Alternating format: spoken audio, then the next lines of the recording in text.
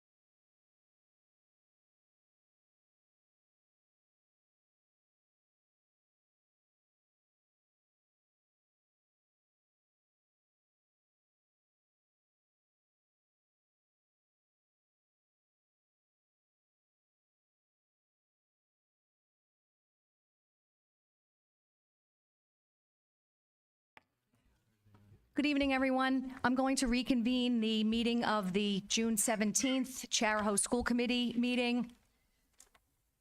Thank you for being here tonight. Superintendent Picard. I recommend closing and sealing the minutes of the executive session as they pertain to the privacy of students and their records. Executive session minutes from May 13, 2025, and homeschooling requests. So moved. Second.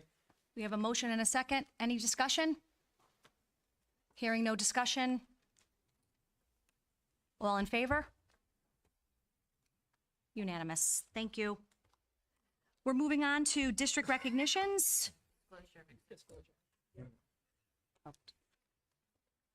My apologies. Item 5, disclosure of executive session votes by Member Chapman. Good evening, everybody. There were 3 votes taken in executive session. The first one was the approval of the executive session minutes. There was 10 yeas and 1 abstention from Tyler Chambers. The second vote that was taken was for the approval of homeschool requests. That vote was unanimous. And the third vote that was taken was a return to open session, and that was also unanimous. Thank you.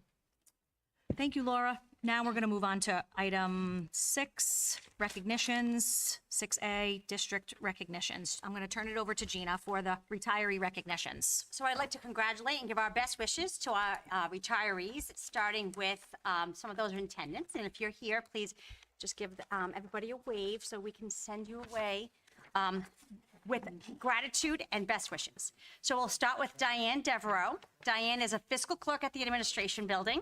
She has worked in the district for 29 years. She has,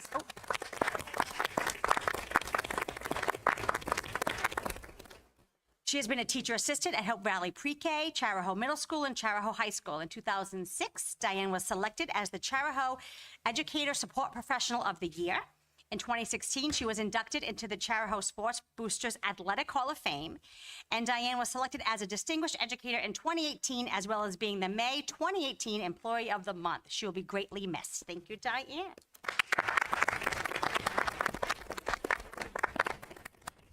Now I have Diane McKean, Diane with 1 N, teacher assistant at Richmond Elementary School. Diane has worked in the district for 35 years.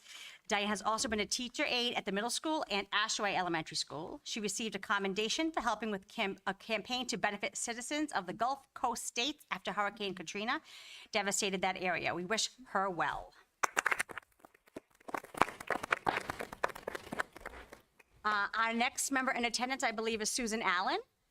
Susan is grade 5, there she is, grade 5 teacher at Charahoe Middle School. Susan has worked for the district for 32 years. She began her career at Charlestown Elementary and has also worked at Richmond and Ashaway Elementary Schools.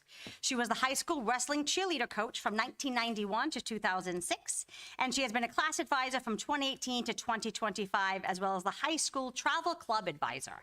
She has also been a member of many curriculum planning committees. Best wishes, Sue.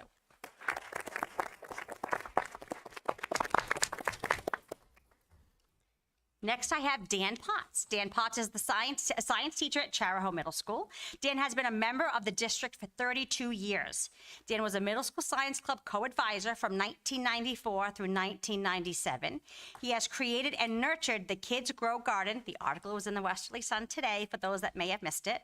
In 2001, Dan was selected to be the Charahoe Teacher of the Year. He has also received the Rhode Island Presidential Award for Secondary Science in 2002. Dan was the advisor for the school's recycling club and received recognition from Rhode Island.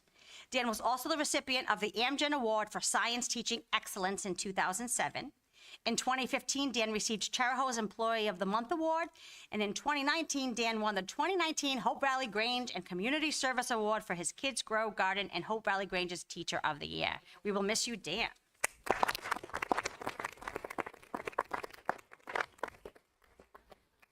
We also have the following retirees who are unable to join us, but I would like to recognize them. Diane Bellata, a teacher assistant at Ashaway Elementary School, dedicating 24 years to our district. Sandra Cook, teacher assistant at Ashaway Elementary School, working for 34 years in the district. Susan Rice, teacher assistant at Charlestown Elementary School. Susan has worked for the district for 36 years. Lori Vaness, teacher assistant at Charlestown Elementary School. Lori has worked for the district for 26 years. Elizabeth Charpentier, we're a language teacher in Spanish. Elizabeth has worked for the district for 35 years. Lisa Gervasini, special education teacher at Charahoe High School. She has worked in the district for 37 years. Dorinda Pizzone, kindergarten teacher at Richmond Elementary, has worked in the district for 29 years. Lori Travis, guidance school counselor at Charahoe Middle School. Lori worked for the district for 20 years. And Mary Beth Florence, our assistant principal, who is now chaperoning the middle school dance, she has worked for the district for the last 8 years, began her career as a music teacher, and then came to Charahoe. We will miss all of you greatly. Thank you for your service to our students.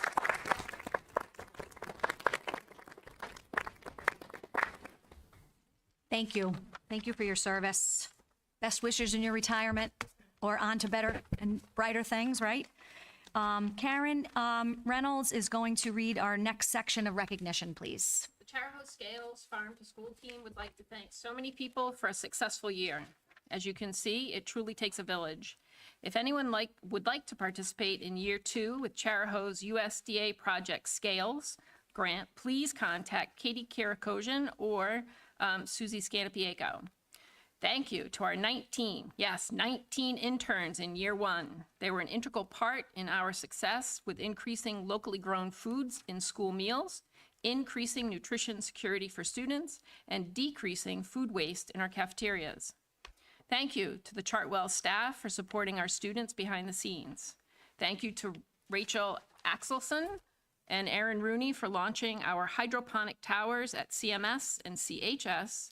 Thank you to Stacy Peppard and Chris Heberak for their expertise and collaboration as well. Thank you to Chef Riley and her students for their support in using our new dehydrators to make healthy apple and carrot chips for Richmond Elementary School's field day last week. Thank you to our community partners, including Farm Fresh RI, Gotham Greens, Johnson & Wales University, Pete's Grocery, Richmond Stop and Shop, RICAN, RIDE, Rhode Island Healthy Schools Coalition, Harmony Farm and Wellbeing Collaborative, along with Rhode Island School Recycling Project, Rhodey Wild, Sea Gardens, and the Tomahawk Museum, URI. Oh, it's Wild Harmony Farm, I apologize. Thank you to the local farms that donated to our 2 pop-up shops, Quaney Farms, Spring Hill Sugar House, and Farmer's Daughter. And thank you to the High School Earth Club, FBLA, and Richmond Greenhouse and Gardens for your amazing work. Thank you, Karen.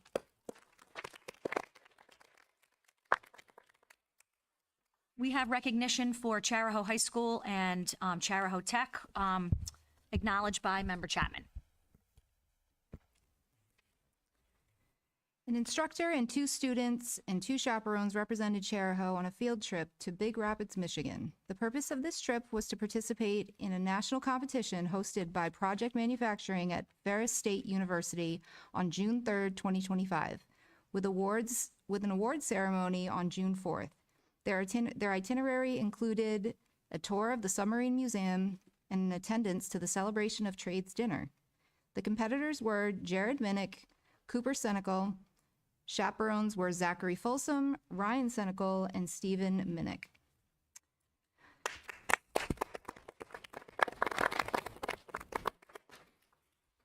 Bob Main, Charahoe High School math teacher. Out of a highly impressive pool of candidates, Mr. Main was chosen to receive RIMTA's Memorial Emilio DiRabio Award in honor of his outstanding lifetime contributions. This award is presented annually to one educator who demonstrates Mac DiRabio's spirit of enthusiasm for mathematics. Thank you, Bob. Superintendent Picard, can you read the recognition for the middle school, please? Yes. Congratulations to Crystal Apple Award winner Jennifer Mosner, the Dean of Students at Charahoe Middle School. This award is given to teachers, administrators, and support staff who demonstrate excellence in their profession, inspire students, and engage the community. Educators are recognized for their dedication, instructional and motivational skills, and ability to challenge and inspire students. Congratulations, Jen. Next up, we have a congratulations to our Charahoe Middle School Science Olympiad winners for 2025. Ms. Whipple was our advisor. She wanted to share this was an incredible experience had at the State Science Olympiad competition held at Rhode Island College. Almost every single student on our team earned a medal, which was an achievement that has never been reached before at this level of the competition. The team brought home 8 medals, 6 bronze, 1 silver, 1 gold, and a 4th place trophy overall. And what truly made this day unforgettable was the pride and heart of our students showed. After final placements were announced, they turned to their advisor, Ms. Whipple, and said, "It's okay, Ms. Whipple, we moved up from last year and we doubled our medal count. We didn't have to win, we're proud of what we did." It was one of the most meaningful moments of the entire season. So I would like to recognize, some of them are at the dance, but I will still say all of their names. They received a variety of awards from 1st place to 3rd place in a variety of competitions. I will start with Ava Bertrand, Titus Castrato, okay. Louis Dancause, Preston Davis, a lot of 8th graders, Ross Dosher,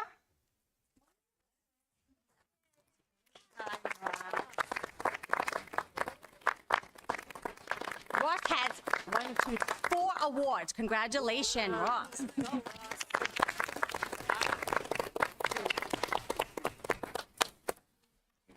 Connor Gwaltney, Zachary Hedrick, Hopper McCall, Aubrey Parr, Ian McInnes, Landon Perot, Sebastian Scherzer.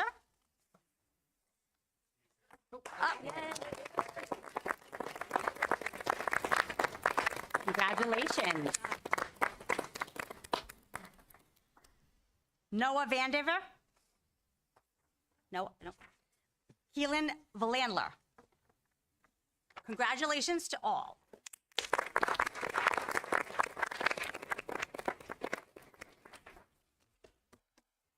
And Member Hopkins is going to announce recognition for Richmond Elementary School in athletics.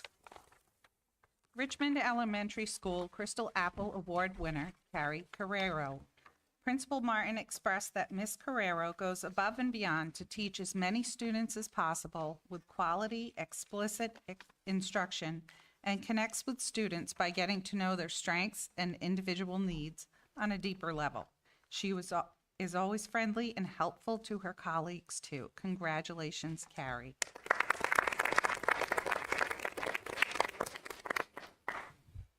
The Charahoe Middle School boys track team won the middle school state championship for the first time since 1989.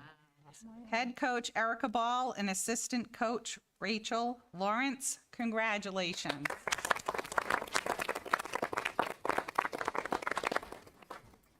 Thank you. We're going to move on to public forum. So I'm going to read the policy for our public forum comments. I am going to ask that Richmond, Charlestown, and Hopkinton residents will speak first. It looks like there is one person from outside of our district, and I'll recognize you afterwards. Each speaker is going to have 2 minutes. We're going to time everybody's remarks. If you go over the 2 minutes, you're going to be cut off at 2 minutes. So I'm just going to ask if you have remarks, edit your remarks if you think it's going to go over 2 minutes, because we have a tight agenda tonight.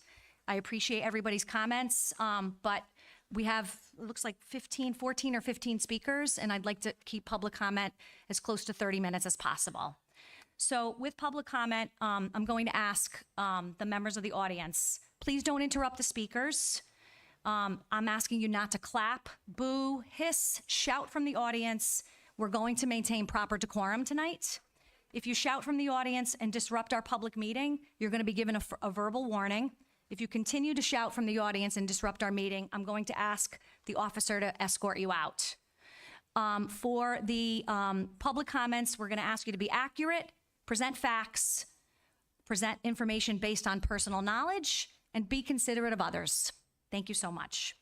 So, Can I call a point of order? Is what you said about people speaking out part of our policy? I don't believe that it is. no, but it's part of decorum. But you said you're going to read from the policy, and then you said something that wasn't in the policy. So I just want to make that clear. That's why I called the point of order. So I appreciate your point of order, but I want to keep decorum, and I want to keep, I want to be mindful of agenda management.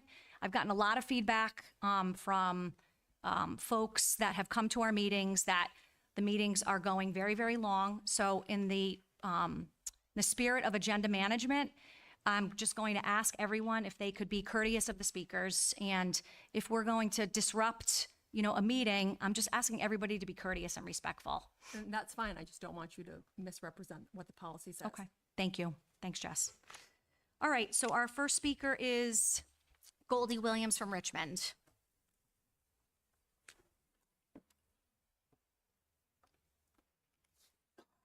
Goldie Williams from Richmond. I'm talking about the lawyer getting his contract renewed. I know a personal case where the parents and the student were put through heck when they had due process. And I didn't want my son and my husband to be put through that. But a lot of parents don't go through due process because of John Anderson, the lawyer.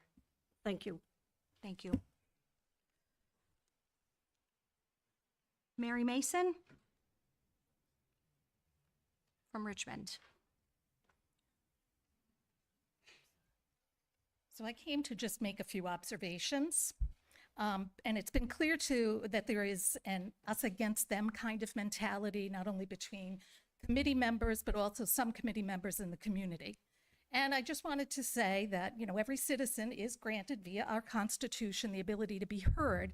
We don't necessarily have to agree with each other on every point, but we do need to be open-minded enough in order to move toward common ground. And Louise, as chair, you have the responsibility to navigate all these interested parties toward that common ground. And if anyone cannot look at matters objectively, then compromise is unattainable. Communication in its many forms is a key element of achieving that. Looking away from speakers, facial expressions, laughing as people share, tone, that's all part of it. Building self-awareness of these kinds of communication behaviors is exactly what the school counseling curriculum addresses. It guides students to becoming cooperative, collaborative, and constructive members of their classroom, the school, and society. It prepares them to participate in situations just like this in productive and meaningful ways. Perhaps you've been getting some harsh criticism lately, but what have you taken from it? If people are spending time to come here and speak to you, please reflect on what is said. Like you, we come here for the educational welfare of the students. If that is not your intent, or if you are easily hurt by public sentiment, then maybe this is not a good fit for you. And in closing, I would like you to please know that I do appreciate the members who bring institutional knowledge that I might not be aware of to the table, and those who come to meetings prepared, as well as having studied the background of the agenda items ahead of time, because it certainly allows for the meeting to move along smoothly and with direct discussion. Thank you, Mary. Bruce Olean? Bruce, are you here? Okay. Bruce, if you come, I'll recognize you at the end. Justin Bentley from Hopkinton?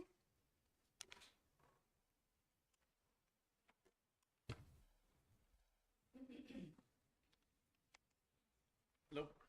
Hi. Keep it to 2 minutes. I came with what I thought was, or I still think is really good news to share, but I'm not sure if I'm happy or disappointed. For the last 4 months, I've been contacting members, looking for data and information, and several of you have gotten back, and I appreciate that. We had a respectful dialogue, so thank you to Ms. Chapman and Ms. Dinsmore. I've got no responses from many others, which is disheartening, but as a result of that, I've been pestering administration, my apologies, for more data to show, to investigate the students of Charahoe, K through 8 particularly, are they successful, are they growing? And I was given copious amounts of data, so thank you, Dr. Camilla. And I tried to put that together in a document. I tried to collate, simplify, annotate, and I submitted it to be put potentially into the FYI. So I don't know if everyone got I that. don't know if that's in this FYI section. Is it? It is. Great. Okay, Thank you. all right, good, thank you. So I just wanted to, if you have questions on that, because it can be kind of overwhelming. It's overwhelming to me. There's a lot of data in there. I actually will resend it out again, but if you have any questions, it's too much success, in my opinion, to talk about in 1 minute or whatever I had left.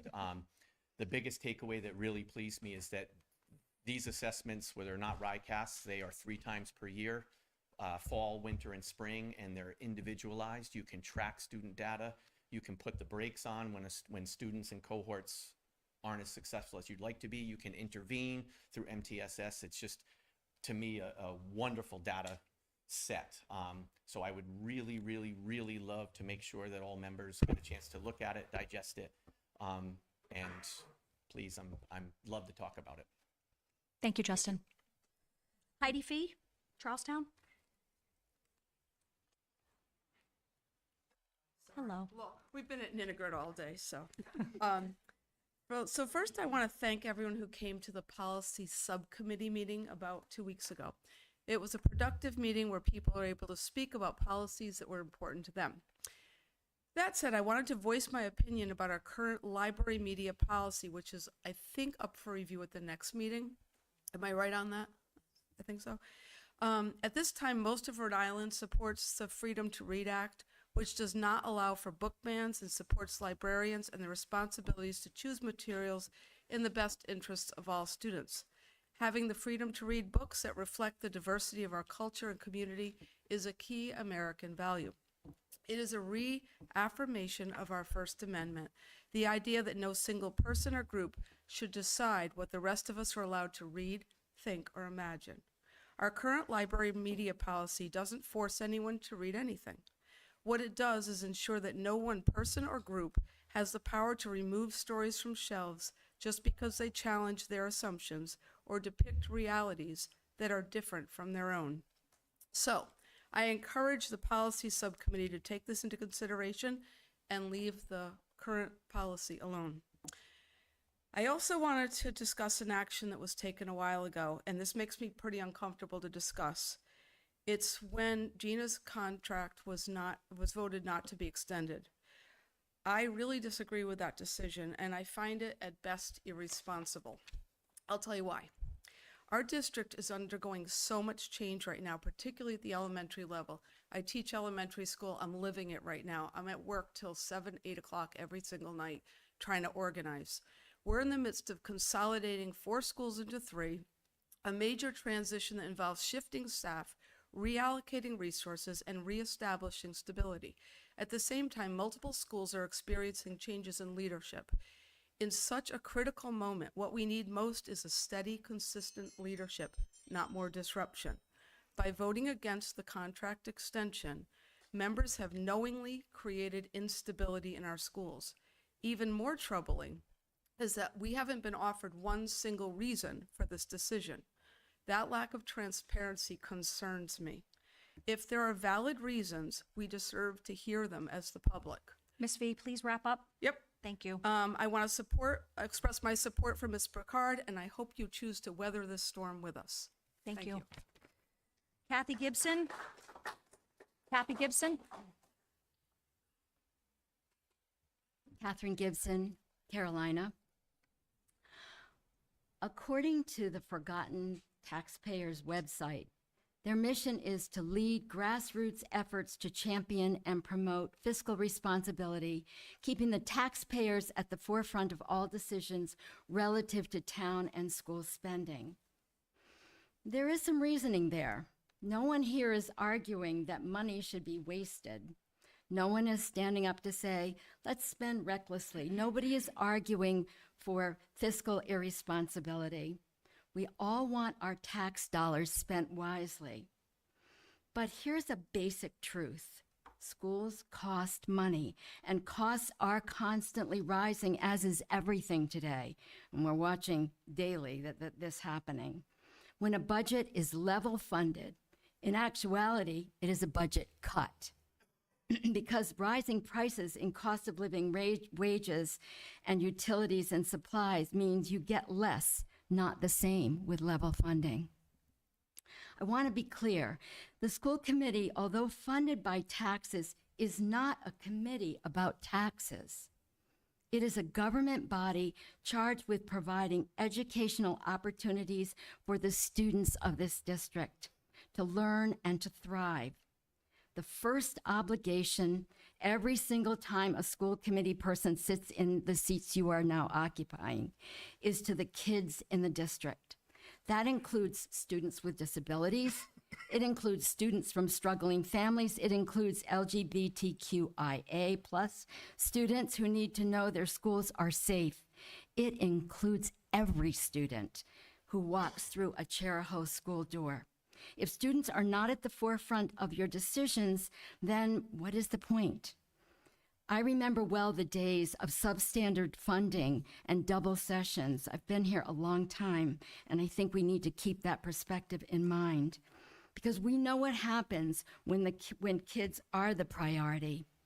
When students come first, test scores rise. Teacher morale improves. Budgets are built around classrooms, not legal fights. Communities rally behind the schools. Our communities become proud of the schools that we have worked to improve. Ms. Gibson? And yes, long-term, that is what protects taxpayers. Strong schools raise property values. Thanks, Ms. They Gibson. attract families. They strengthen the local economy. They are the best economic and human investment we can make. Thank you. So if this committee is serious about being good stewards of taxpayer dollars, and I believe you are, then the answer is not cutting and closing and silencing. The answer is simple. Do the right things for the kids in our community. Thank you. Linda, so I had asked everybody to respect decorum, and I gave guidelines, but you just throw those right out the window. I mean, that's disrespectful. Linda Avedisian, please. Linda Avedisian is next.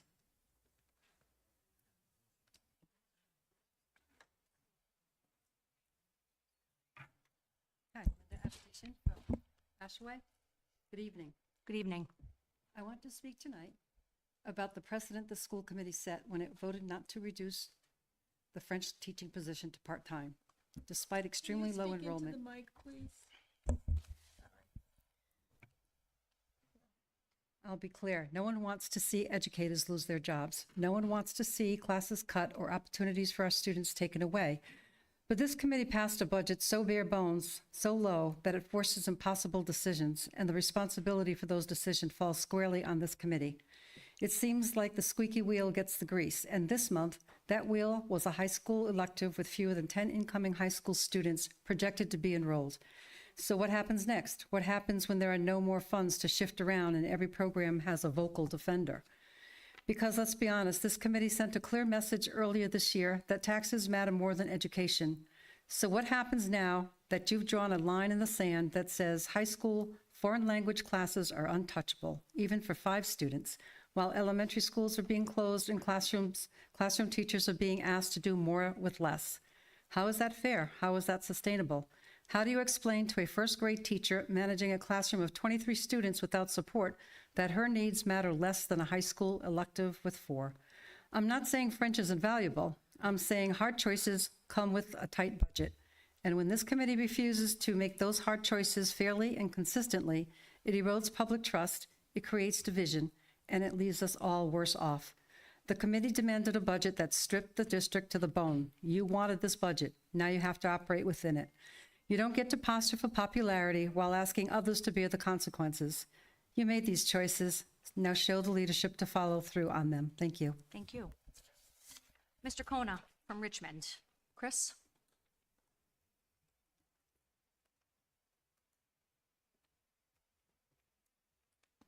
Thank you, Madam Chair. I'm Chris Cohen of Richmond. I just wanted to express my gratitude quickly for Superintendent Picard and Ms. Drake. Last school committee meeting, Jester Kona came in with a question about the Chinese language program and about class enrollment. Ms. Drake had quickly circled back with Jester and the Guidance Council about the issue. They were able to look into it, and it ended up being resolved very smoothly. And Jester is actually now enrolled in Chinese language, which they're really excited about. So I just wanted to pass on my thanks to Ms. Picard and to your team. I'm glad that you dealt with this issue promptly and professionally, and I'm grateful that we were able to provide some students with this opportunity. Thank you. Thank you, Chris. Anne Marie Luzon from Charlestown.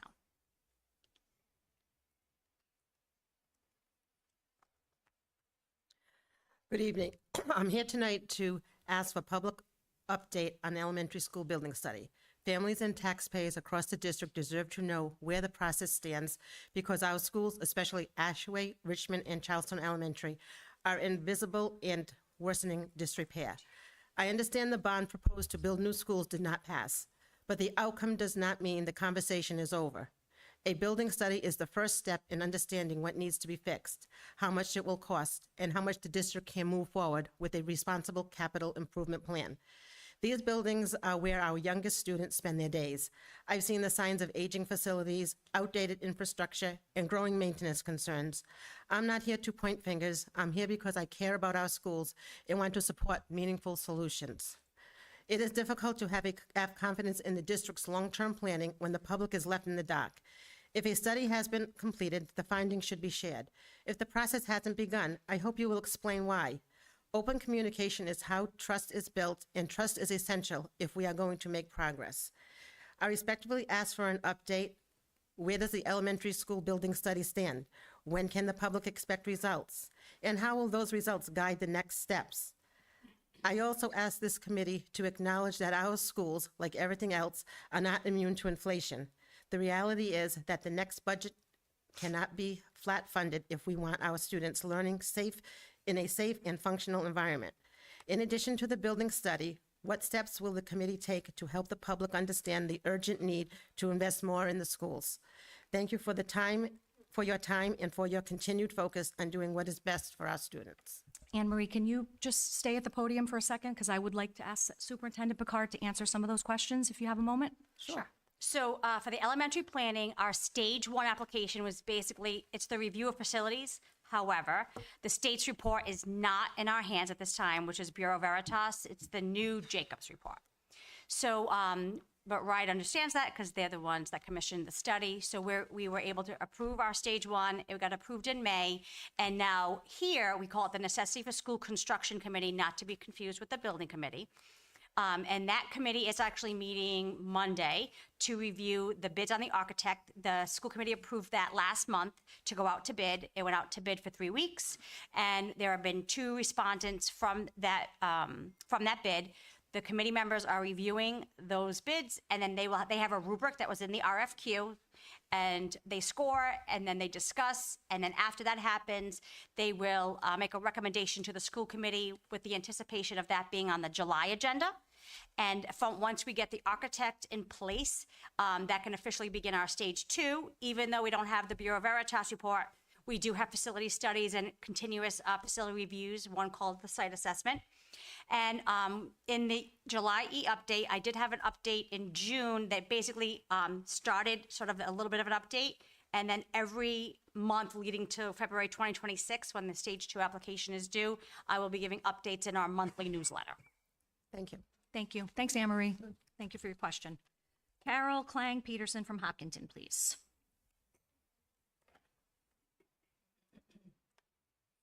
Hi there. Hi. When this committee made the decision to close Hope Valley School at the end of the year, it was suggested we honor and memorialize the school. Some people felt this meant celebrating the current students and staff, others wished for a wider community celebration, and others would like it to include a more historical view. All are valid positions. We've had some school celebrations. I've been told the school is reaching out to families who have memorials on the school grounds. There are resolutions from town councils and school committees. And Hopkinton Town Council began the outreach to determine what the community's desires are at last night's meeting. As I've only lived in the district since the early 80s, the historical aspect set me searching through decades of microfilm and reading through the archives of the Historical Association for the recorded history. I discovered a vast amount of information about Hope Valley and Charahoe as a whole. The most prominent discovery was how little has changed in the collaboration and cooperation between school committees, town councils, and the community.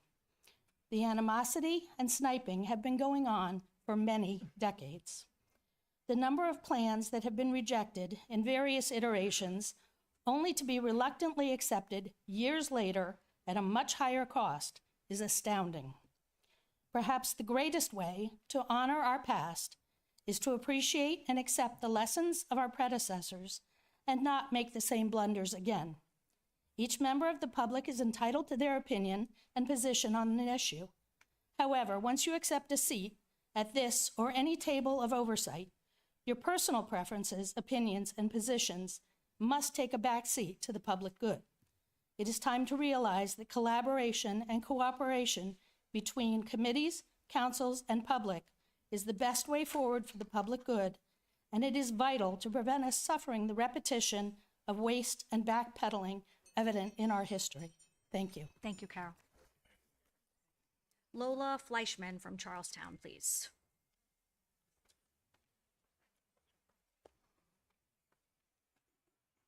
Hello. Hi. I think it's easy to assume that those of us in green shirts here have children who are always excelling in the Charahoe School District. Well, in my house, we have one more day left to 6th grade, and I'm not sure we're going to make it.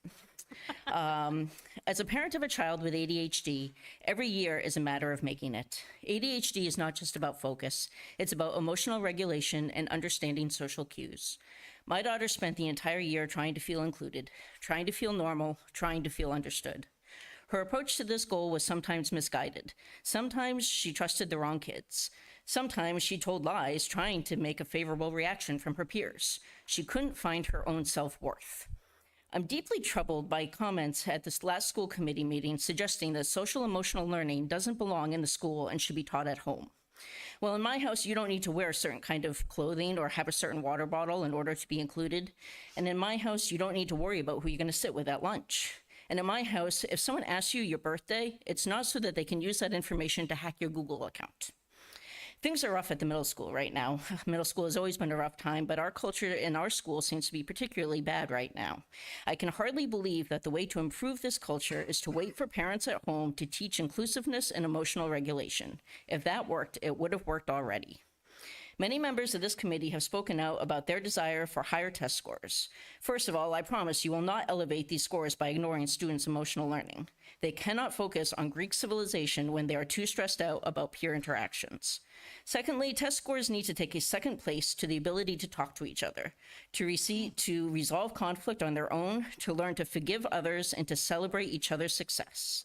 We live in a world where we have all the information you can imagine at our fingertips, and yet we have no ability to get along with each other. This school committee is a perfect representation of this. Social emotional learning is needed in schools, it's needed in the community, and it is needed in our local leaders. Before I go, I would like to publicly thank Mrs. LaPlante at the middle school for helping my daughter with the social side of 6th grade. Your compassion and emotional intelligence has been the lifesaver my family clung to this year, and I don't know what we would have done without you. Thank you, Lola. Etta Zaslow from Hopkinton.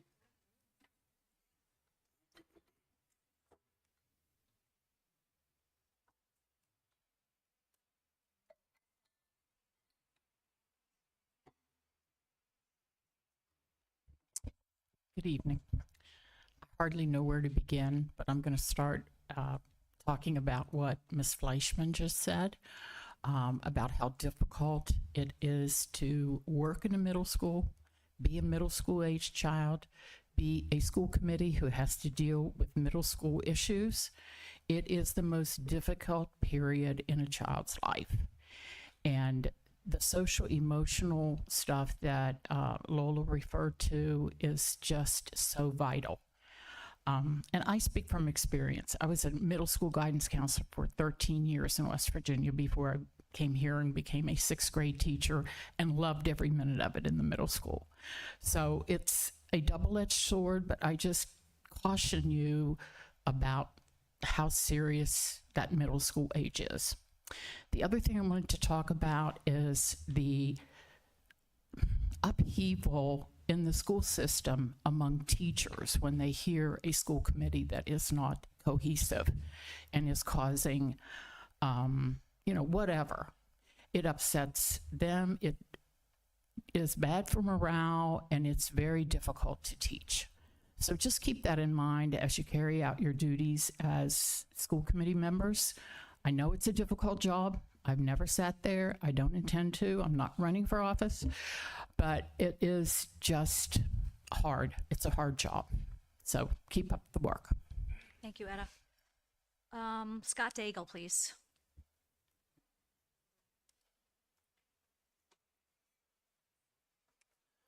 Good evening. I came here to say that I think you guys are doing a fabulous job. You did a great job ending the contract with Mrs. Picard. I feel as if it was the right move. I congratulate those of you who did it. It was a long time coming.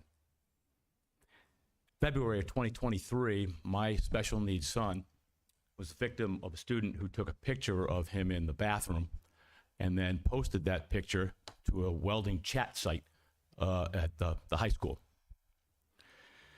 So we had a meeting with administration. There was a safety plan put in place, guaranteed that student would never come in contact with my son again.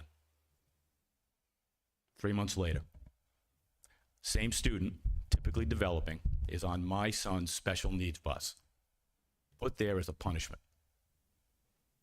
They punish students by putting them on special needs buses. A student that has already proven to bully special needs kids, mostly mine. So, we have another meeting. This time, we're back at the school, special ed director's there. Special ed director tells me, along with the other administrators, that yes, a phone call was made. Someone allowed this child to be put on the bus. It's not policy. We don't know how it happened. Right? Not good enough. Not enough answers. Everyone's claiming ignorance. Move forward to late June 2023. Finally have a meeting with a follow-up meeting with Gina Picard a few weeks, and transportation director, special ed director, assistant superintendent, and the bus manager. All claimed ignorance to how this could have happened, claiming that policy is there's never a phone call made, it's always written. No one knows what happened. But yet, the kid ended up on the bus. No one has any answers. So, during the meeting, I'm asking questions to get answers because nobody's forthcoming. I'm referred to as a bully by Ms. Picard. Mr. Daigle, I have to ask you to wrap it up. We're moving forward. I'll move very quickly with this here. Central administration had an opportunity to do the right job. The bus manager proved proved the allegations that we had made that the school department had made the wrong choice. They had an opportunity to do the right thing, and to stop this from prevent this from happening again, and that was not done. This was a campaign of obfuscation, misinformation. Thanks, Mr. Daigle. I'm sorry I have to limit you there. Well, I appreciate that. Thank you. And Thank you, I sir. want to once again say, nice job. You guys got it right. Thank you. Okay, Audrey Hill from Wakefield, are you here, Audrey? Audrey going once, going twice? Okay, and the last speaker is going to be myself. And as Donna Chambers did last month, she got some time in public comment, and I am going to ask for the same courtesy.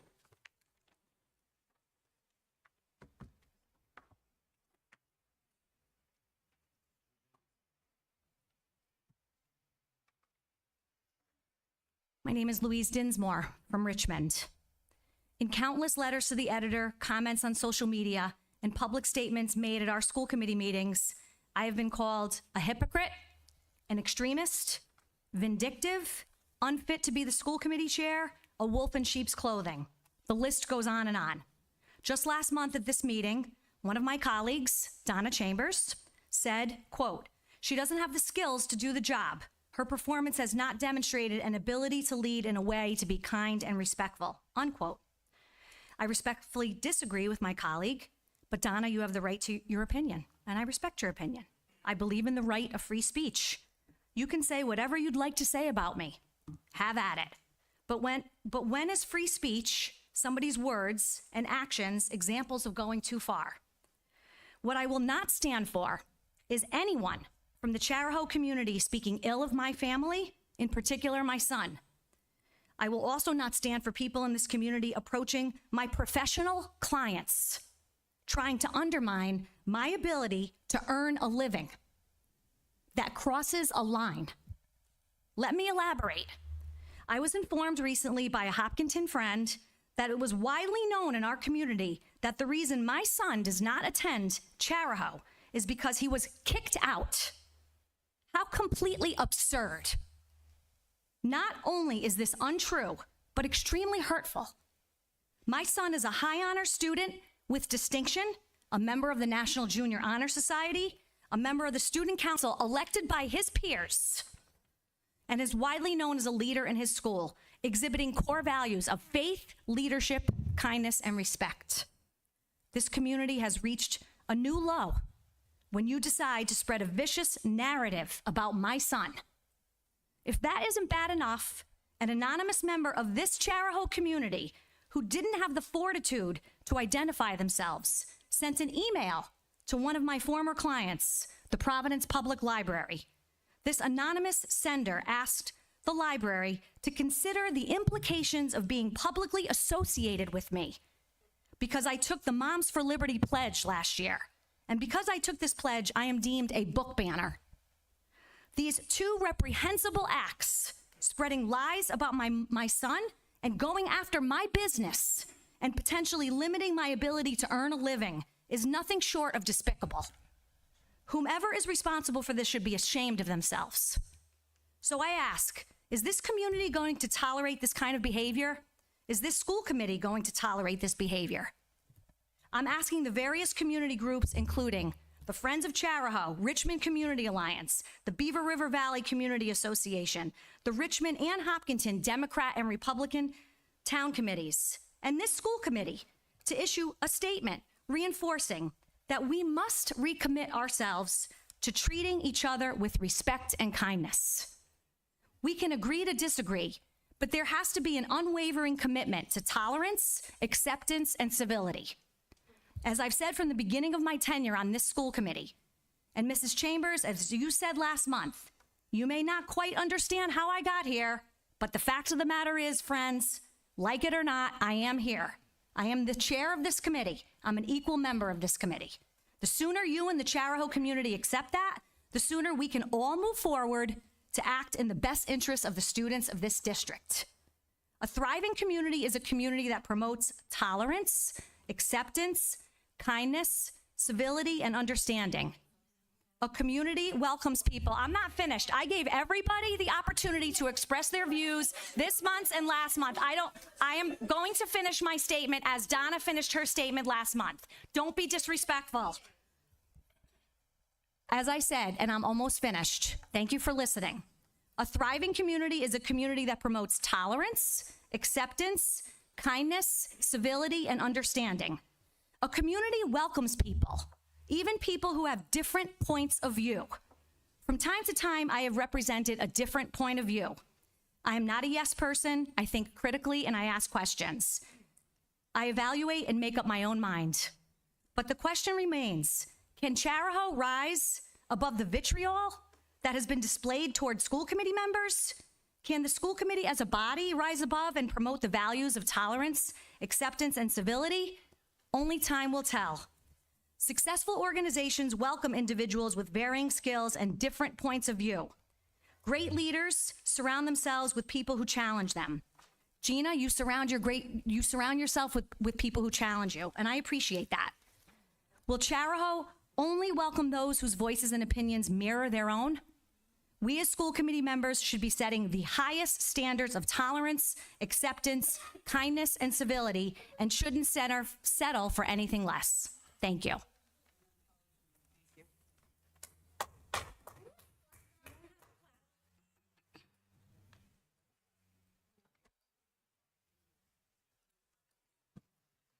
So Audrey Hill, is Audrey Hill here from Wakefield? Because you're going once, going twice, and we're going to move on. Madam Chair, Yes. since my name was mentioned, I did not do anything about your son. I have no information on that, and I certainly did not contact the Providence Public Library. I didn't imply wanna that you did, but I thank know you. you didn't say I did, but clearly I did not do that. Okay, thank you, Donna, for saying that. Yes. Mr. Luzon. Madam Chair, I wholeheartedly agree with everything you said up there. But you know what? That's a two-way street. And it's been going on for quite some time. So maybe it would be nice if the other side would also respect what you just said up there. I said it for everybody, Craig. And let me finish. I will. You know, because I know on certain Facebook sites, you know, what was it said about me? I give off groomer vibes.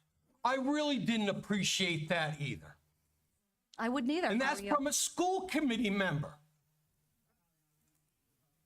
So you know what? It's a two-way street. Maybe all of us should reflect. As I said, tolerance, acceptance, and civility. But you're not the only one that gets it. That's my point. I hear you, Craig. Thank you. Is there anybody else that would like to say anything before we move on? Don't laugh about it. Come on. Come on. No, please, no outbursts from the audience. Come on, guys. Point of order, I'm not laughing about anything. Cheshire Cat. No, I'm not. All right, we're moving on. Thank you for listening, and I know that I went over time, but I've listened to everybody for the last 6 months go over time, and I've accepted all of your feedback. So I appreciate you giving me the opportunity to speak. All right, we're moving on to policy. That is item 8, voluntary change of the elementary district requested by member Purcell. Jess, would you like to talk about this? And I'm sure Gina is going to give us input as well. Yes, so this was on our May agenda, and the school committee voted to send it to policy subcommittee. My main goal with revising this policy is to address concerns with the transition from 4 schools to 3, and the transition from enrollment in town of residence to district enrollment based on transportation line. This goal differs from the previous goal of promoting elementary school choice within the district, which was the previous purpose of this policy. This draft has been vetted by the policy subcommittee, who did not have any suggested edits, and legal counsel has also vetted it. You have the red line version in front of you. There is one change I'm hoping to make, which is to add a introduction sentence. This was in a draft I had that didn't make it into this red line draft, but that sentence would be, this policy sets guidelines for students to attend a school of choice if possible, while also addressing issues that may arise with the consolidation transition and adjustment of regional transportation lines. I'd like to make a motion to approve this policy with that line added as an introduction. Second. Okay, so we have a motion and a second. Other discussion? Jess, can you just read that introductory line one more time, please? Sure. This policy sets guidelines for students to attend a school of choice if possible, while also addressing issues that may arise with the consolidation transition and adjustment of regional transportation lines. Okay, so we had a motion and a second. Any further discussion? Okay, so we have a motion to accept the voluntary change of elementary district guidelines with the changes made in our packets. All in favor? Unanimous. Thank you. Purchasing policy update requested by Mr. Zenyan. Mr. Zenyan, I'll turn it over to you. Thank you. You're welcome. I'm requesting that after reviewing the memo that was put in with the policy, the red lines, that you accept it. We have not had a change or increase in our policy in the 20 years I've been here, and I believe it's been even longer. It has been vetted through our attorney, and I also included the document that shows the index out of Boston, which is the one we use. And we could have gone even higher, but I thought doubling everything would be a simple solution. I make a motion to approve the policy as revised. Okay, we have a Second. motion and we have a second by Mr. Luzon. Oh, Karen beat you to it? Okay. Yeah, Karen beat me. Karen beat you to it. Okay. So we have a motion and a second. Any more discussion on the changes to the purchasing policy? So Greg, I just had a question. In item 4, it says emergency purchases may be made when there exists a threat to public health, welfare, and safety. Emergency situations include but are not limited to, and then it goes into 4 emergency potential situations. Can you refresh my memory? Has that happened recently? Emergency situations in any of the schools? It happened every week over winter with boilers. Okay. It happened 2 days ago with the Ashaway boiler with the water tank. We had an emergency replacement of that, I believe, what's today, Tuesday, so yesterday. Okay. Yes, it happens weekly, Okay, and you need the flexibility to make these changes. if you want to keep your schools open. Okay. So I think he made his point. All right, so we have a motion and a second. All those in favor of the changes to the purchasing policy? It is unanimous. Thank you. Thanks, Greg. Charahoe Student Representative and Liaison Proposal requested by Member Purcell. Jess, would you like to talk about this item and why you feel that you would like to have a Charahoe Student Rep and Liaison? Yep. Thank you. So I proposed this policy at the March 2024 school committee meeting. And at that meeting, we voted for it to be reviewed by the policy subcommittee, which it has. The subcommittee voted for legal review by Mr. Anderson, which has also been done. I've also presented this policy to the high school school improvement team. I've made a couple small changes since it was presented to the school committee and the policy subcommittee, taking into account a comment that was made about maybe making the role more flexible so 2 students could share the role because it's a lot sometimes. And also making the procedure, taking out language about the procedure since that will be handled by the administration and school improvement team. For background, I'm a big believer in multi-generational groups. I appreciate the perspective of those older than me and those younger than me. However, as one of the younger members of this committee, I've also been targeted for my age. I've been called a cheerleader and a teenager who just wants what they want. The current president of the Richmond Town Council, who's younger than me, has been told to change the way she speaks because she sounds like a high schooler. These generational insults are a warning sign, a sign that some don't appreciate or understand the importance of student voices. Charahoe does an excellent job at including student voices in many ways. School improvement teams, student council, the district curriculum team, strategic planning team, superintendent advisory panel are some of the ways that student voices are included. I'm supportive of these opportunities, but I want to ensure that this school committee also gets to hear directly from students who we serve on a regular basis. Several of us are parents of current Charahoe students, but it's equally important for us to hear from other students and realize that our students are not the only ones in the school. So to read from the policy introduction, the primary role of the student representative is to serve as a liaison between the school committee and the student body. The student representative and liaison is a role that seeks to build a bridge between the Charahoe School Committee and Charahoe student population. This would facilitate a deeper understanding of the student perspective when the school committee is considering decisions that impact the educational experience of the students. Just a little background, this would be a representative that sits at the table but does not have a voting role and would also not participate in any executive session meetings. I believe this policy provides an opportunity for the kind of well-rounded, multi-generational conversations that we need to truly move Charahoe forward. And I hope to have the support of this committee and the community in approving and adopting this policy. Thank you, Jess, for that overview. So in order to have discussion, I guess we need a motion for acceptance of the policy. So Jess, are you willing to put forward that motion? Yep, I make a motion to approve this policy. I'll second it. Okay, so we have a motion and a second. Discussion. Karen? As someone who works with students on a daily basis, I truly appreciate listening to them 98% of the time. My only concern is some of our late running meetings that I wouldn't want them to stay late. I mean, our last meeting went past midnight. So I'd like to, if they're going to make a comment or an update, I would like it to be after the public forum on our agenda. And I would like them to have the opportunity to leave at a reasonable time. Okay. Around 10-ish, like when we make our vote. I don't want to be the the excuse for not having their homework done or being on time for school. Thanks, Karen. Any other feedback? Pat? I'm not in favor of giving them a seat at the table. There's a lot of opportunities for them to speak out. As a matter of fact, they could come and speak at public forum anytime they want and leave at their own leisure.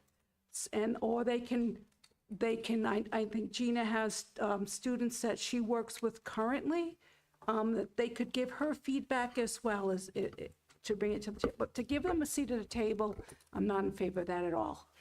Okay. Donna and Laura?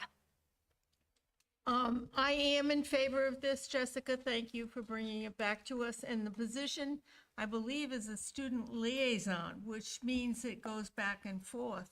Because not only will the student be here, sitting with us, capturing the sentiment of the school committee, but they will be, it gives that student an opportunity to talk to other students and let them be informed of what's happening here. Okay. So anyway, I am in favor of it. Thank you. Thank you. Laura? So I think in theory, it's a good idea, but and I supported this when it was first discussed at the policy subcommittee meeting in November. But based on, some of what the behaviors that I've seen that, just being on the other side of this podium, and I just don't see how that's, I wouldn't feel comfortable having a student sit behind here and, have to kind of be on the other side of that. That's just my opinion on it. Thank you. Polly, and then Tyler. I'm gonna stay with the same comments and be consistent that I tried to collaborate a bit and give my opinion to Jessica on this, and I think it's just the method in which the student is selected by the staff, the administration, and the SIT committees. I think that student should be elected by their peers, and that we have a robust school committee, student body that has student reps at every grade level, and I mean, it would just contribute to their elections and expand the democratic values that these, everybody has a voice in it. So for that alone, I won't be voting for it because I just don't like the system in which, or the method in which the student comes about to be the school committee liaison. After Tyler. Tyler? You can let her Okay. respond. Jess? So I think that's a good point that you had made in the meeting, and the high school improvement team has students on it, so that's why that's included there, because I agree that students should have a say in who is going to represent them. But with the policy, we have to it's guidelines, and I don't want to go too much into the procedure of how the district figures it out. Okay. Tyler? Do we see this anywhere else in the Yes. state? There Yes. are other. So I talked to folks in Barrington, in Westerly, and there are other districts as well that have a student representative. I got positive feedback from those school committee members. And what they do is they have someone come, that the student attends the meetings and gives a report at the beginning of a meeting. And they listen in on conversations, they are part of conversations. They take on varying degrees of interaction based on the student, and it always differs, but I got very positive feedback. Linda? I would support this policy, and the reason is I had an opportunity to spend 2 days in this specific day. What was the original? What was the? I can't remember the big title of it. But I had an opportunity to spend a lot of time with students from the high school, and I just think that they would add so much.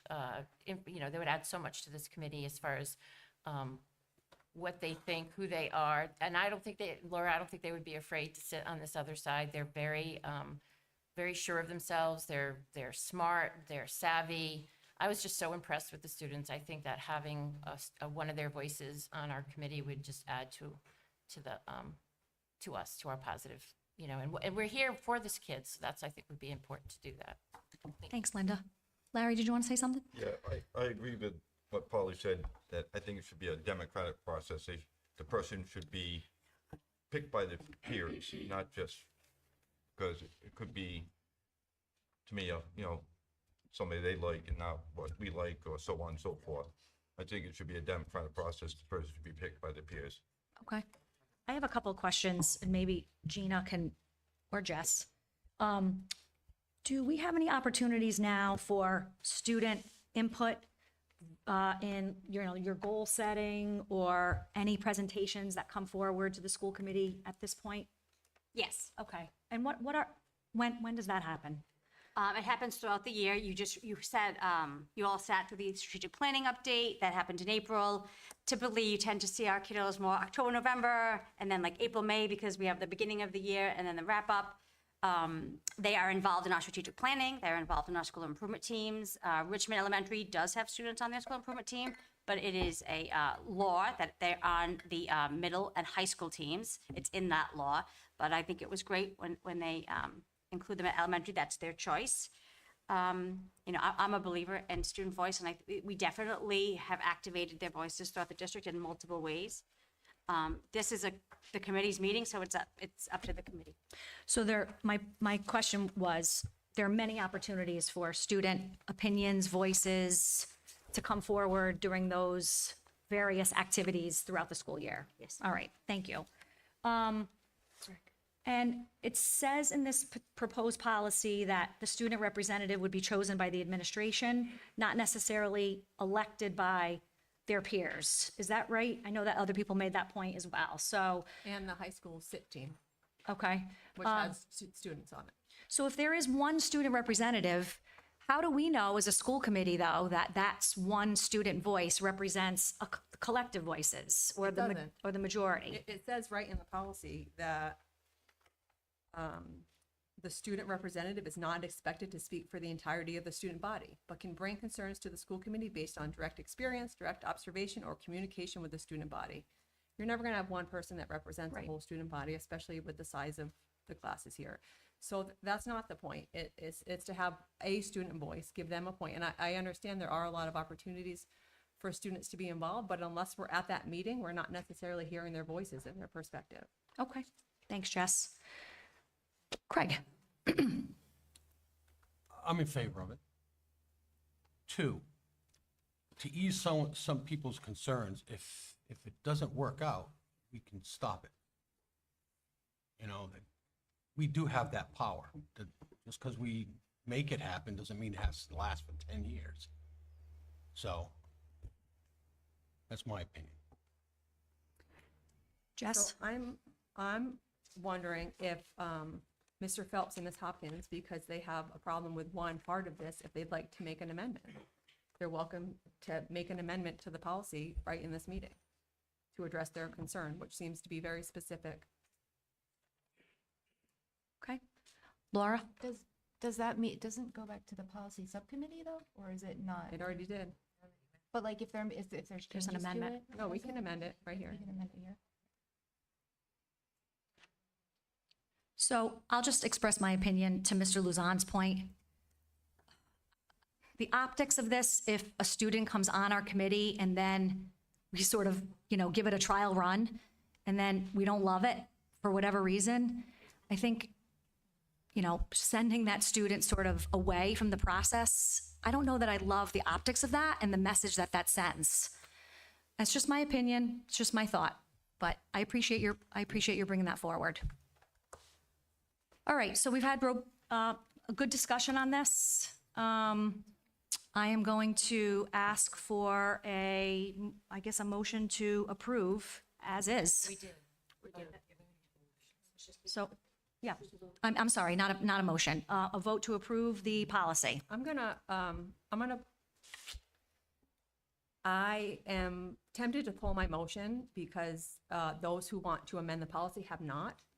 So I think that's a bad faith effort to stop this policy, giving a reason that's clearly not the reason if you won't amend it. Polly?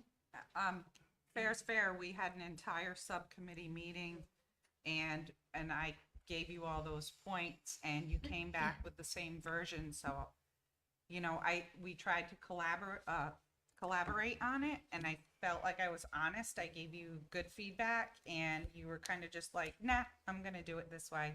That's not what I said. Well, no, I said. I think if you had kinda followed like, up with me and given me, you can give it to me right now. Give me the paragraph, give me the sentence that you want to add, I'd be happy to do it. We had a whole meeting about it though. We did, yep. And then a couple months passed and we went through the whole budget process and this came back around. You didn't follow up with me in writing. So I'm going to pull this motion. Okay. I'll pull my second. Okay, so we pulled the motion, pulled the second. All right, we're moving on to business. Superintendent Picard? I recommend the approval of the main campus bond resolution. This is the final step per our attorney Karen Grandy for the bond and vetted by Attorney Anderson as well. Mr. Zenian or Mr. Anderson can answer any of those questions. So moved. Okay, we have a motion and a second. Is there any discussion on this item? Okay, all in favor? It's unanimous. Thank you. Item B, I do need to table, we have one thing to review that will not have any impact of us using this, but it's just a matter of ensuring that our data sharing agreement is accurate. Okay, so I'm assuming we need a motion to table this agenda item. Do we have a, I'll make a motion to table. okay, we have a motion. Do we have a second to table? Pat? All in favor of tabling the Say Something MOU for approval? Unanimous. Thank you. Recommend approval of the Student Resource Officer MOU with Richmond. This is an annual MOU, which will be signed by the chair and the president of the town council once the school committee approves. There are no changes except for the dates. So moved. Okay, we have a motion and a second. Any discussion on the Student Resource Officer MOU for approval? Hearing no discussion, all in favor? Unanimous. Thank you, Gina. Item D is I recommend approval of these course requests for physical education as presented for grades 7 and 8 fitness. So moved. Second. We have a motion and a second. Any discussion? I love it. Yeah. That was great. Great. I think if it's successful, I'm curious if you could extend it to 5th and 6th grade. Always. Okay, any other comments or discussion? Hearing none. Motion to approve the curriculum for physical education, grades 7 and 8. Unanimous. Thank you. Okay, I recommend approval of the following 3 curricula. Do I need to take them separately for anybody, or is it fine that I have them together? No, they are They're together. fine. Good. They're all Okay. E. I recommend approval of the visual arts K through 12 curriculum, the music K through 12 curriculum, world language 5 through 12 curriculum, and I do see our department heads all interested in waiting if there's any questions, and Dr. Kamella's here as well, but I am recommending approval of all 3. So moved. Second. Okay, we have a motion and a second. I think Karen beat Tyler to the second. Is there any discussion on this? Thank you. Can go I ahead. just say thank you for providing the previous curriculum, the current curriculum? Like, it really helps somebody who's not that familiar with the entire curriculum to be able to toggle back and forth and see what the changes were. So I know it's not easy, and it's a bit more work. So it's appreciated. Tyler? It is a lot, and I do appreciate that as well. The one request I may have, and I don't know how easy this is in curriculum, but I do love red line versions. Is that something we can do rather than having to flick back and forth between the two? I know sometimes there's huge changes that just don't make sense to red line. So the changes we've been making, so they weren't changes to standards this time Right. around, right? So the standards really remained the same. The changes are largely in the formatting of this, which, those of you who are like, That's who are hard to familiar redline. with the 100. Formatting is hard to redline. Right, so we've gone from like these vast 100 and 200 page documents to something that we think is more manageable for people to access, like the general public, our teachers to access. Those are really the changes in the one that we're presenting tonight. Okay, all right, just. But we do the red lines whenever possible. Typically, Yes. that's our. So in school counseling, for example, you saw some redlining because there was some slight changes. But generally, like especially the ones we're presenting tonight, it's largely the reformatting. Okay. Thank you, Dr. Kamala. Karen? I was just going to say, I love the format, and it was very easy to read through and toggle through, and I appreciated that. And I definitely appreciated it getting it on Thursday of last week, so that I could spend time looking through it and spending quality time on it. So I appreciate that. Thank And you. I do want to take a moment to thank our team that is Oh, here thank you tonight. so much. Greatly appreciated. Gina, can you just recognize the heads of the departments for visual arts, music, and world language, please? Stacy Wilbur, Visual Arts. Dana Hall is our Humanities Specialist at World Language. Actually, we don't have anybody right now, but I believe everybody's pitching in. Thank you. Thank you very much. It was great. Thank you. Okay, so all in favor of the revised curricula for approval? Unanimous. Thank you so much. Thanks, Dr. Kamala, for so- all that hard work. Item F is I recommend approval of the MOU as both attorneys from the town of Hopkinton and the district have partnered to finalize this agreement. Mr. Anderson is here if there are any questions. John, did you want to comment on this before we vote? Hello, John. Do we want to make a motion first? Yes. Okay, so, John, one moment.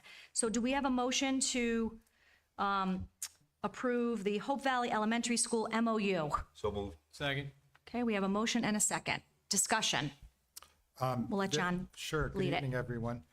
Very briefly, this is the product of some negotiations back and forth through the town solicitor in Hopkinton, with the involvement of the town manager and the council president.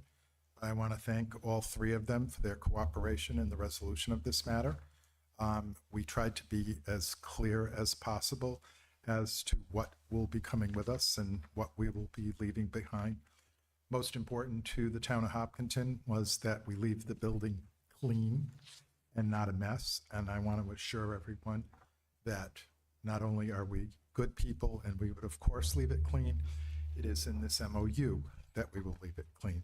So I urge you, on behalf of the Hopkinton Town Council has already approved this unanimously, so I would ask you to approve it as well. Thank you. Thank you, Mr. Anderson. Okay, so we have a motion and a second. All those in favor of approving the Hope Valley Elementary School MOU? Unanimous. Thank you. Ashway School lease for approval? Don't go far, John.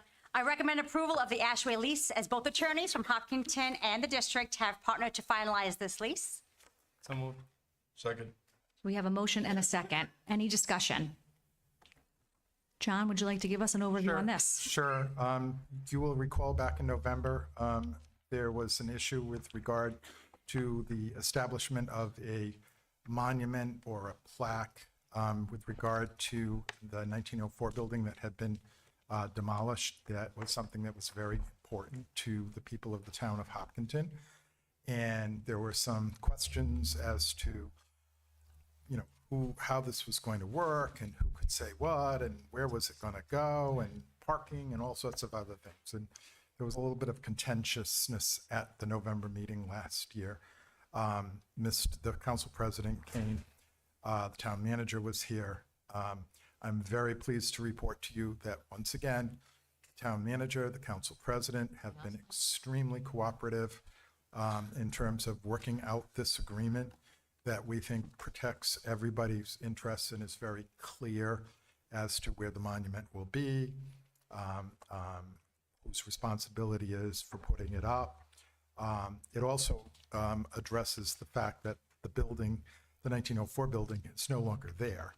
Our old lease made reference, that was the last time it was updated, was shortly after it was closed and it was empty. And so we did all the provisions about who would take care of an empty building and so forth. All of that came out of the lease. This has been approved unanimously by the Hopkinton Town Council. I want to again acknowledge the Hopkinton Town Council, the town manager, the town solicitor, the town council president, and I urge you to adopt it. Okay, thank you, John. All right, we have a motion and a second. Is there any more discussion on behalf of the members or questions? Okay, all those in favor of the Ashaway School lease for approval? Unanimous. Thank you, John. Thank you, everyone. Item H, grants for approval, Champlin Foundation and School Shield grant. Yep, I'll take them separately. So I am recommending approval of the Champlin grant as submitted. It is for science classroom upgrades. While the entire grant is included, because as you can imagine, Champlin is very competitive, and with our intellectual property, we're very careful that others can't steal our ideas. But I do recommend approval of the Champlin grant. So moved. Okay, we have a motion. Do we have a second? Second. Okay, any discussion? I just want to say, I know how labor intensive the Champlin grant application is as somebody who works in the space of grant writing. So Katie, I don't know if you're here, but thank you very much for your diligence and hard work on this. Appreciate it. All right, we have a motion and a second. All those in favor of the Champlin Foundation grant for $99,701.17 for Charahoe High School science classroom upgrades? It is unanimous, but Polly is not here, so please note that, Madam Clerk. Thank you.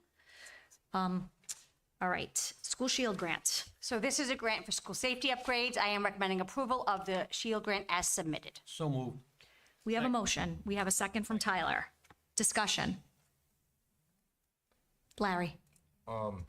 With the closing of Hope Valley, is there any chance we could take some of the equipment from Hope Valley? Taking all of it. I mean, you're gonna take security cameras, the badge readers, and move them to different schools where needed? Yes. Okay. Thanks, Larry. Any other items to discuss for this one? Okay, so we have a motion and a second. All those in favor of the School Shield grant, up to $25,000 for school safety upgrades. All those in favor?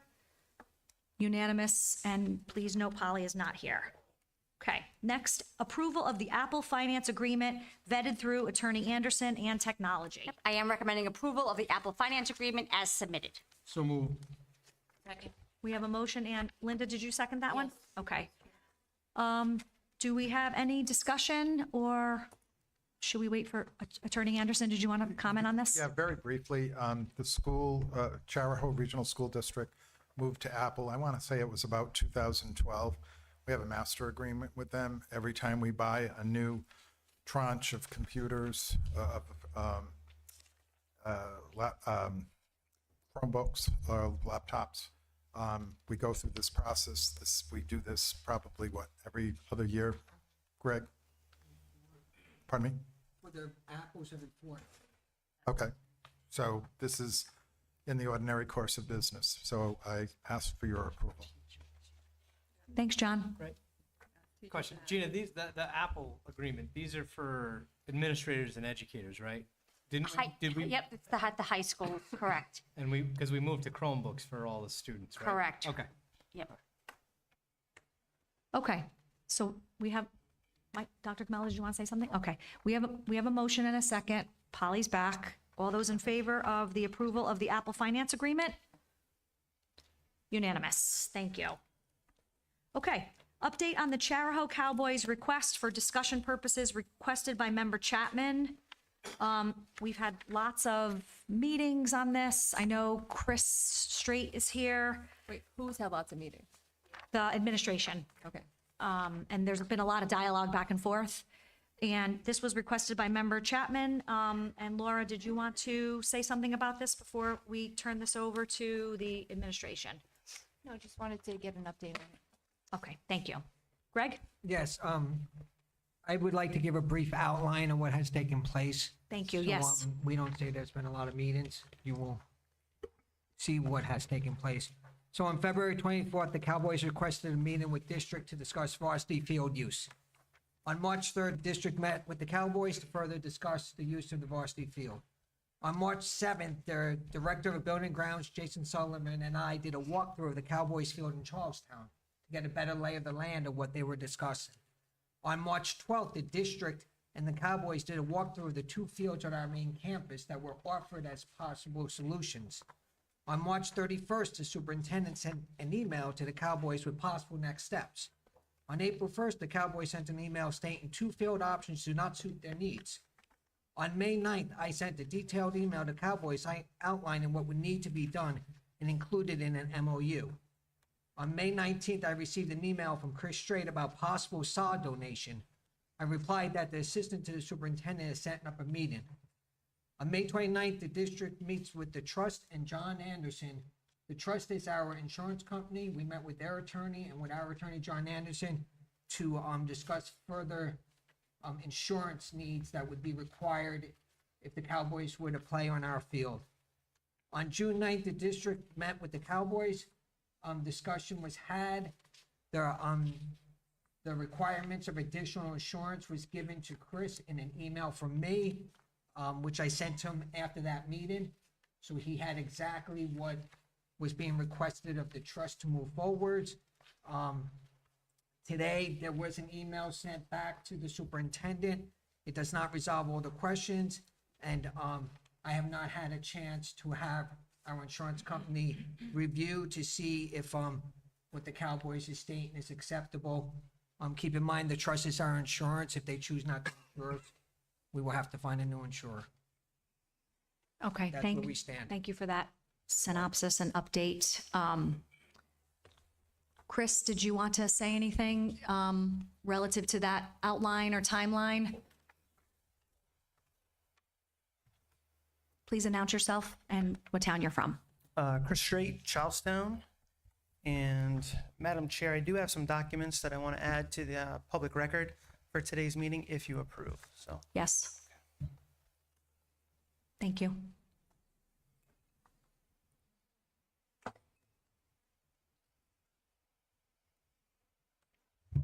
okay, so yeah, everything that Mr. Zenyan said was accurate. So on our end, since that meeting last week, we compiled a list of the 31, concessions that we've been talking about. We did put some of our feedback. Well, Mr. Straight, excuse me, there's just a little feedback coming from his microphone. Maybe just take a step back. Thank you. Okay, so we did put some comments in here based on some discussions that we've been having amongst ourselves with our insurance provider, Dave Woodmansee. He's also on the board of the Chariho Cowboys. So he looked at, all the concessions and kind of detailed on the last sheet of what I just gave to Ms. Brazel, some of the items that we've been discussing, what our insurance already covers from the Cowboys, what it doesn't, and some of his comments and some of his feedback. In the meantime, we also did discuss, I know I've expressed this before, there's 13 towns in our football organization, and all of them except for Chariho plays at their local high schools. So we're just asking to kind of get in alignment with the rest of our league. This is nothing special, that we're asking for.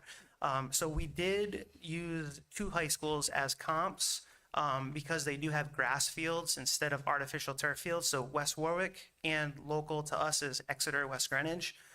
We talked to their youth football organization, their president, and their athletic directors, just to see what kind of agreements they had in place with their high schools.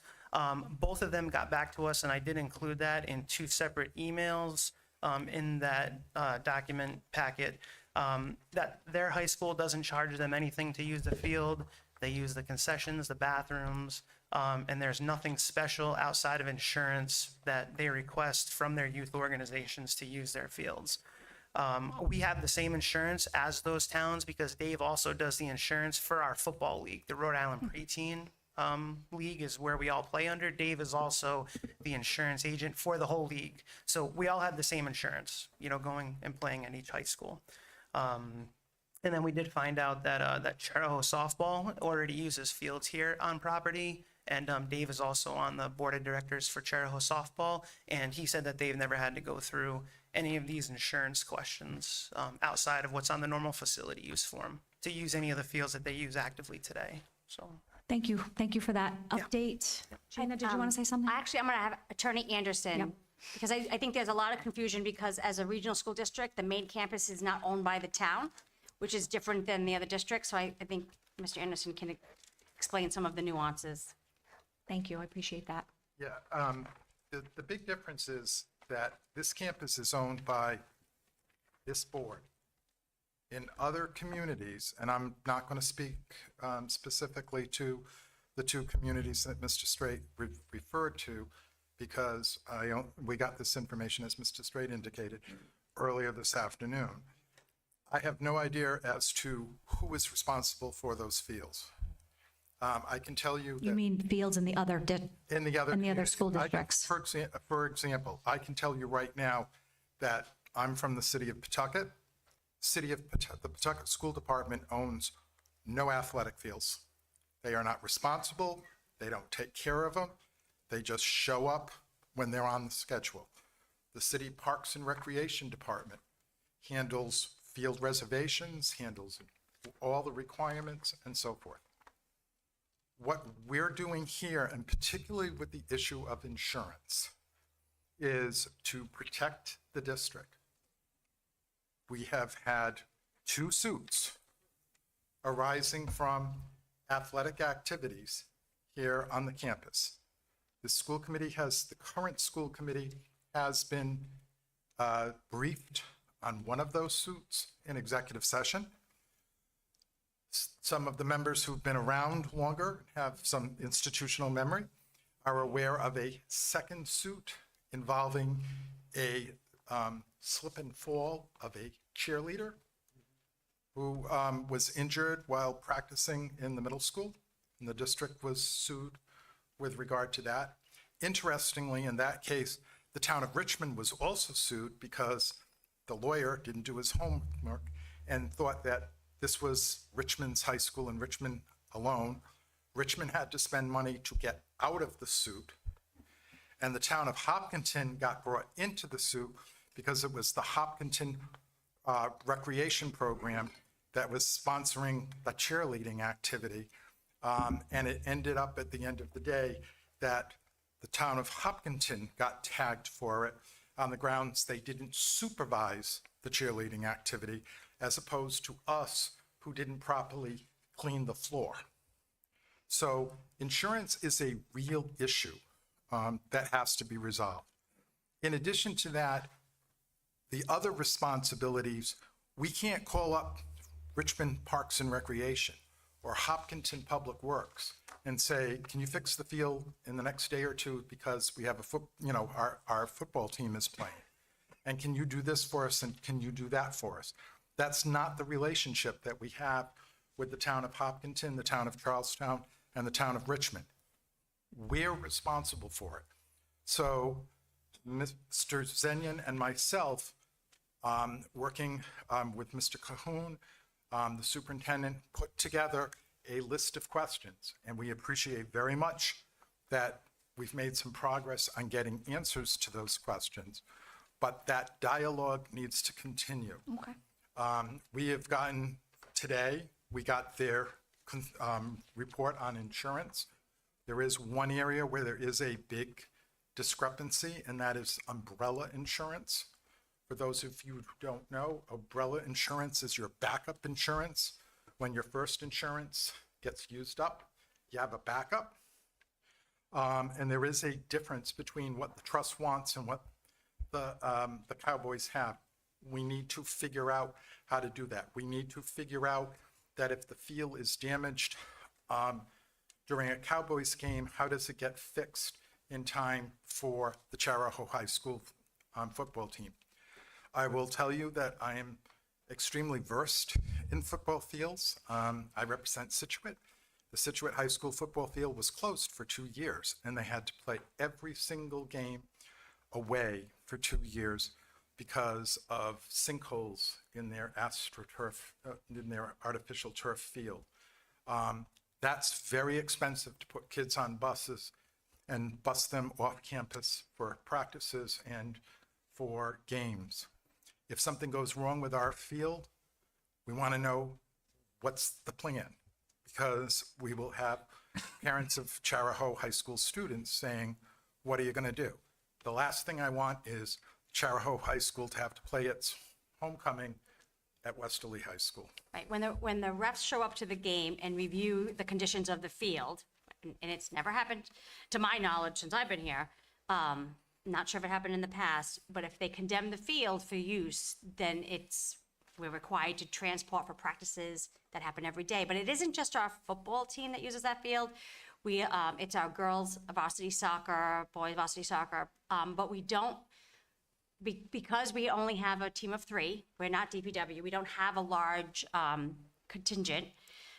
We have 2 maintenance, and then like floater custodians if we have to pitch it out there. But many years ago, you had someone handling just fields. That was cut before my time.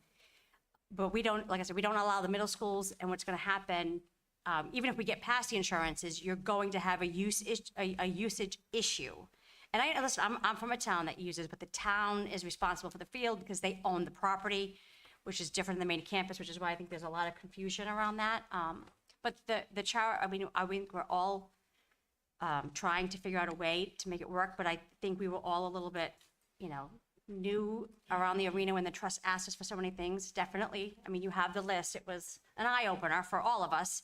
And that's why I think Mr. Zenion's approach was to talk to the Cowboys, to talk about insurance first, and then we have the other list of things to sort of think through.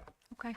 And there've been enough questions, and I know that you all got invited to a meeting during the middle of the day, and that was simply so that, so the superintendent was concerned that nobody would feel left out, which is why it's on the agenda tonight for informational purposes, so that you're all on a level playing field, pardon the pun, with regard to the information and where this process stands. Does anybody from the committee have any other questions? Karen, Laura, Tyler, did you have your hand up? Okay, Karen. I don't have a question. I have some historic knowledge in regards to Exeter West Greenwich. Back in the 1900s, 1990 to be specific, when the bond was taken out to build the junior senior high school, part of the selling point behind the bond was that the building and the facilities would be used as a community center.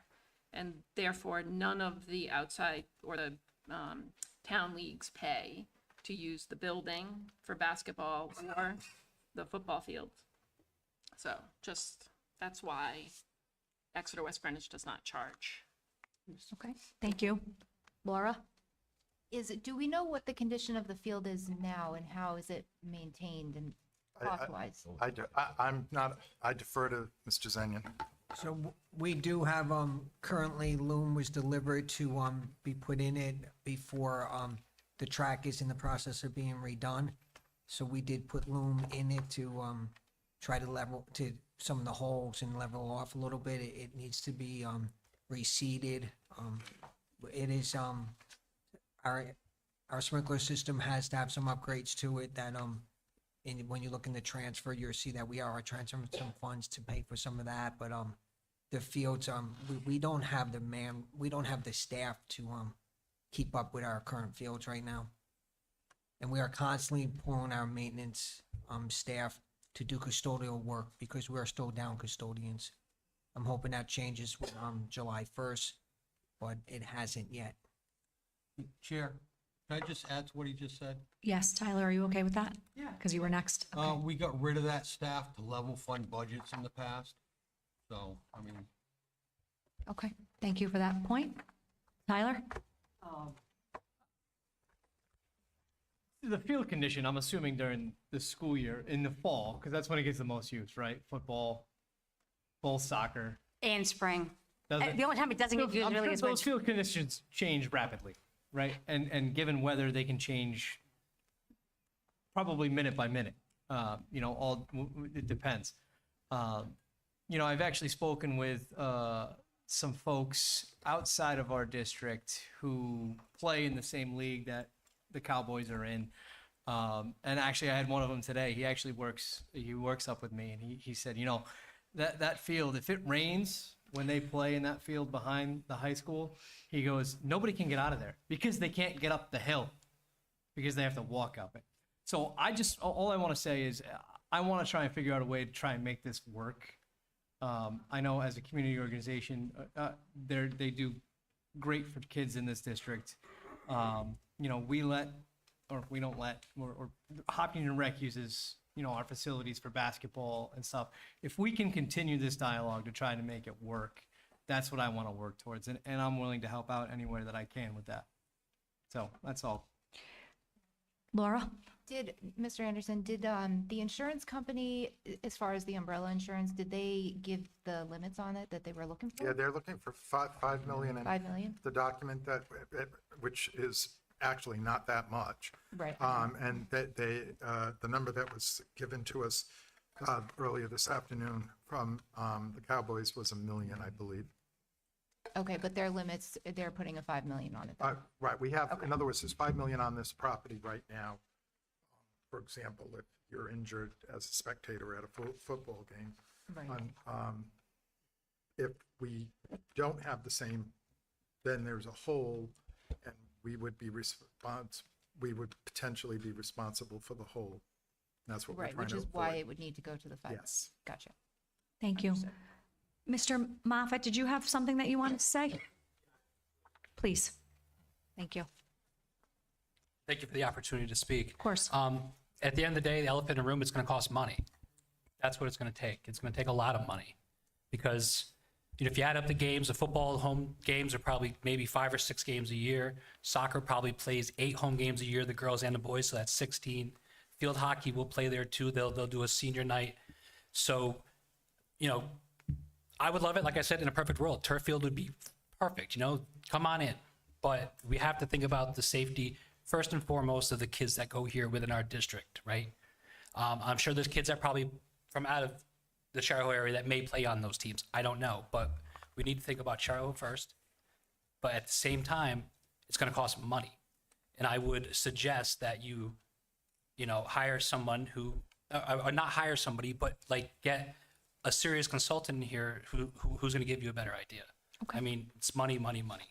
It's grass. The weather's going to change. It's like Tyler said. I mean, it could rain, change, all kinds of things. But to the point about the basketball courts and the baseball fields, it's not football. It's not soccer. That turf is not taking the abuse. Basketball courts, they're basketball courts. You sweep them, you polish them, you wash them.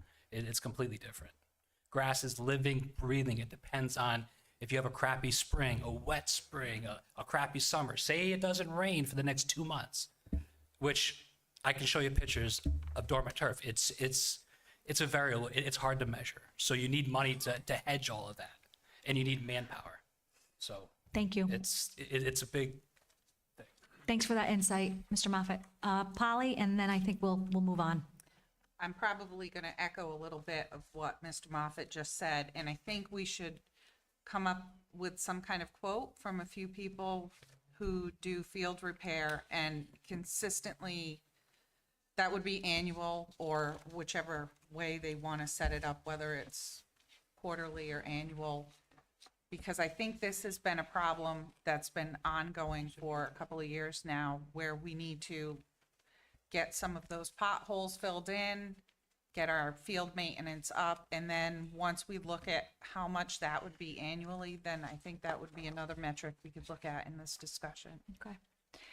Well, thank you for the dialogue back and forth, Greg. Thanks for your leadership on this. Chris, thank you for, trying to collaborate and partner. So we'll have to take this under advisement, and I appreciate the two of you continuing to talk this through and seeing what the potential budget implications are of this as well. So we have to take that into consideration as well as the insurance. So thank you. Okay, so there's no motion on that because that was for discussion purposes only. Member Teft is not here, so I think, Can I make a motion to table it? okay, we have a motion to table and we have a second. So the motion to table is we are tabling the review and discussion of Charahoe Rules of Conduct and Rhode Island Code of Basic Management Principles and Ethical Standards. We have a motion and a second. All those in favor? Oh, no? Should I ask for discussion first before we Yeah, I vote? was gonna ask, we're gonna be able to get, an hour of, time towards our, what's required for us on that? An hour? I don't know how long that agenda item's gonna take. I'm just asking a question. It's a valid question, right? Yeah, Yeah, well, we're required for, what, 5 hours a year, right? yeah, So, okay, just throwing it in there. thank you. Any other discussion? Jess? I'm just hoping we can get a little more context. You know, this wasn't requested in a public meeting, and there was no context in the email, so I'm curious why, if possible. All right, well, I will certainly circle back to Diane and talk to her about that. Thanks, Jess. All right, so we have a motion and a second to table. All those in favor? Unanimous. Thank you.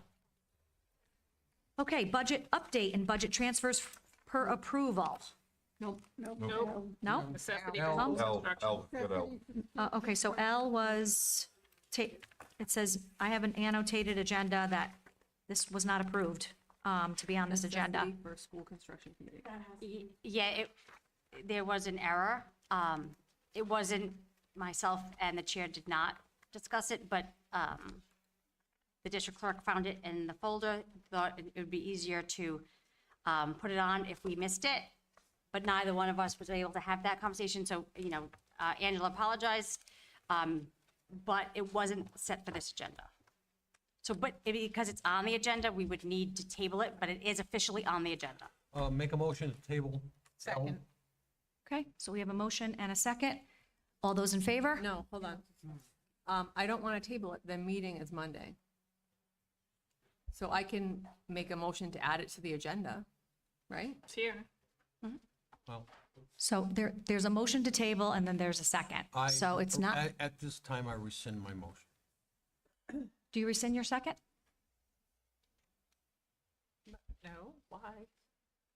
Make a motion to table it. Maybe, just to, and again, my apologies for the error. I just want to remind everybody that this is not the building committee. So the building committee is much more, you know, you have a bond and/or you have capital dollars. The necessity for school construction, which is what the school building authority only requires one school committee member, one. You currently have 3, and that's, I mean, if you're all going to be on it, then you have to put it here. But anyone can attend, but this is a committee that is not binding or away from the school committee. So everything that happens in the necessity for school construction has to come back to the school committee. It's not the same as the building committee. So people are welcome to join it. I just, again, just my apologies for this getting on the agenda. Like I said, Angela and I, we restructured our wires to make sure it doesn't happen again, but that was an error on our side. Greg? So, over the course of the last 20 years, I have repeatedly heard that, bonds have been voted down because there's not enough time. People don't understand. We didn't communicate enough. If you postpone this and you don't start getting this out there, your stage 2 for your elementary schools is due in February. And if we don't get that approved again, we spent $500,000 on our last stage 2 and it got us nowhere. This one may cost more towards $1 million. And I'm working on a report that will be submitted to the state next week. And we spent approximately $5 million on maintaining buildings that are really starting to fall down. So if you don't approve So this. wait, Greg, it's just, we already have a committee. We have a understand committee that, with, but if But they we don't- don't need that. So Jess is asking to remove a member to be added to this subcommittee was reviewed when we do all the subcommittees. So the meeting's gonna take place Monday regardless? Yes. I apologize. That's all I want. But I understand, so just my apologies for you, you know, you thinking that there was gonna be, because it is on the agenda. We could not, Angela had asked if she could remove it from the agenda. Attorney Anderson advised that it would be an OMA issue, but it was not on my list with the chair or my discussion because school committee requests are reviewed by the chair, and then that determination based on the current agenda. And because you had a couple of policies that wasn't supposed to be on this agenda. We But it try to was- balance the numbers. It was on the public agenda. It was, you're correct. It is on the agenda. It is. So I don't know what to tell you if it is on the agenda. You're saying it's not. No, technically. I'm saying it should have never been placed on the agenda because it didn't go through myself or the chair. But it is. Correct, it is. I'm just explaining that it was an error on our part. So the reason I requested this is because last time around, and part of the reason I got involved in the school committee to begin with, because I really care about the capital improvement plan for the elementary schools. Regardless of whether or not I get out of this subcommittee, I'm gonna go to all these meetings like I did last time. So I thought I would ask to be added to this subcommittee. It's on the public agenda. I don't want to table it. The meeting's Monday. Like I said, I'll be there regardless, but it doesn't make sense to me to table it. So, yes, Mr. Luzon? Here's a compromise. How about, here's a compromise. How about we table it tonight and you bring it up at a future school committee meeting where we're prepared for it? I requested it at the end of the last school committee meeting, an agenda request. I'm trying to find a compromise for both. I mean, it's So let's just vote. still opening the door, but I make a motion to be added to the necessity for school construction subcommittee. I'll second that. Okay, so we have a motion and a second. the Discussion. second was never taken back from the first motion. That is correct. So that was never taken back. So, I don't know how that overrules the motion because I pulled the motion. Mr. Anderson, that's a you question. Need a motion and a second, and at the moment, that only has a second, so the motion does not go forward. No. And the floor is open for any other motion. So then just, And I want to reiterate what the superintendent has said. There was a very collaborative meeting between the superintendent, myself, and the chair of the school committee on, Thursday? Wednesday. Wednesday, where we went through the agenda. This did not come up in our discussion. I'm sorry that did not happen. It was not intentional on the part of anyone that Angela was at that meeting too. It was not intentional on anybody's part. It was an oversight. When the oversight was brought to my attention, I was asked, could we change the agenda after Friday night? And the answer is no, we cannot change agendas after Friday.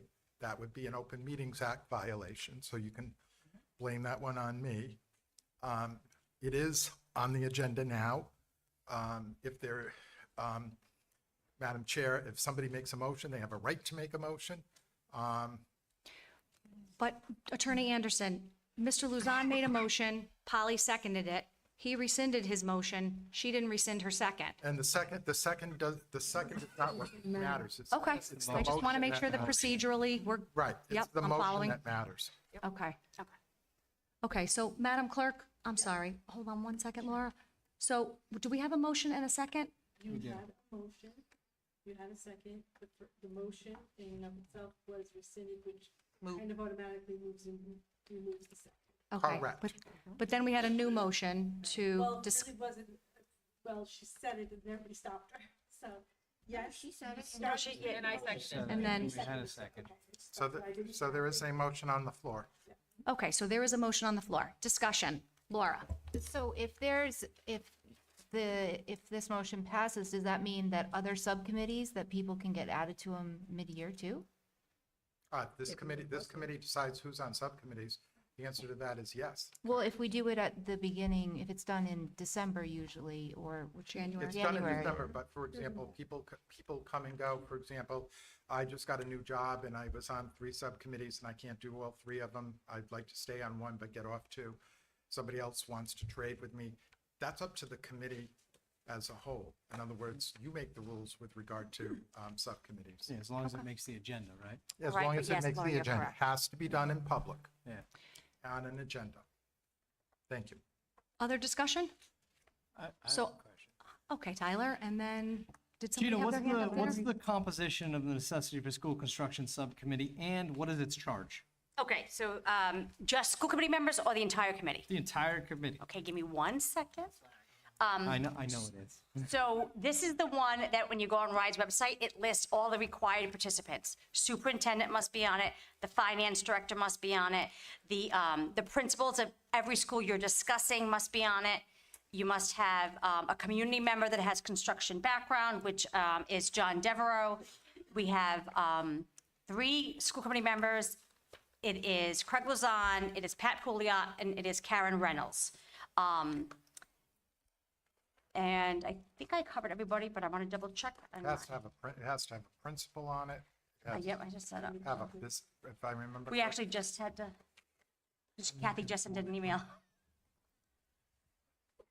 1 second.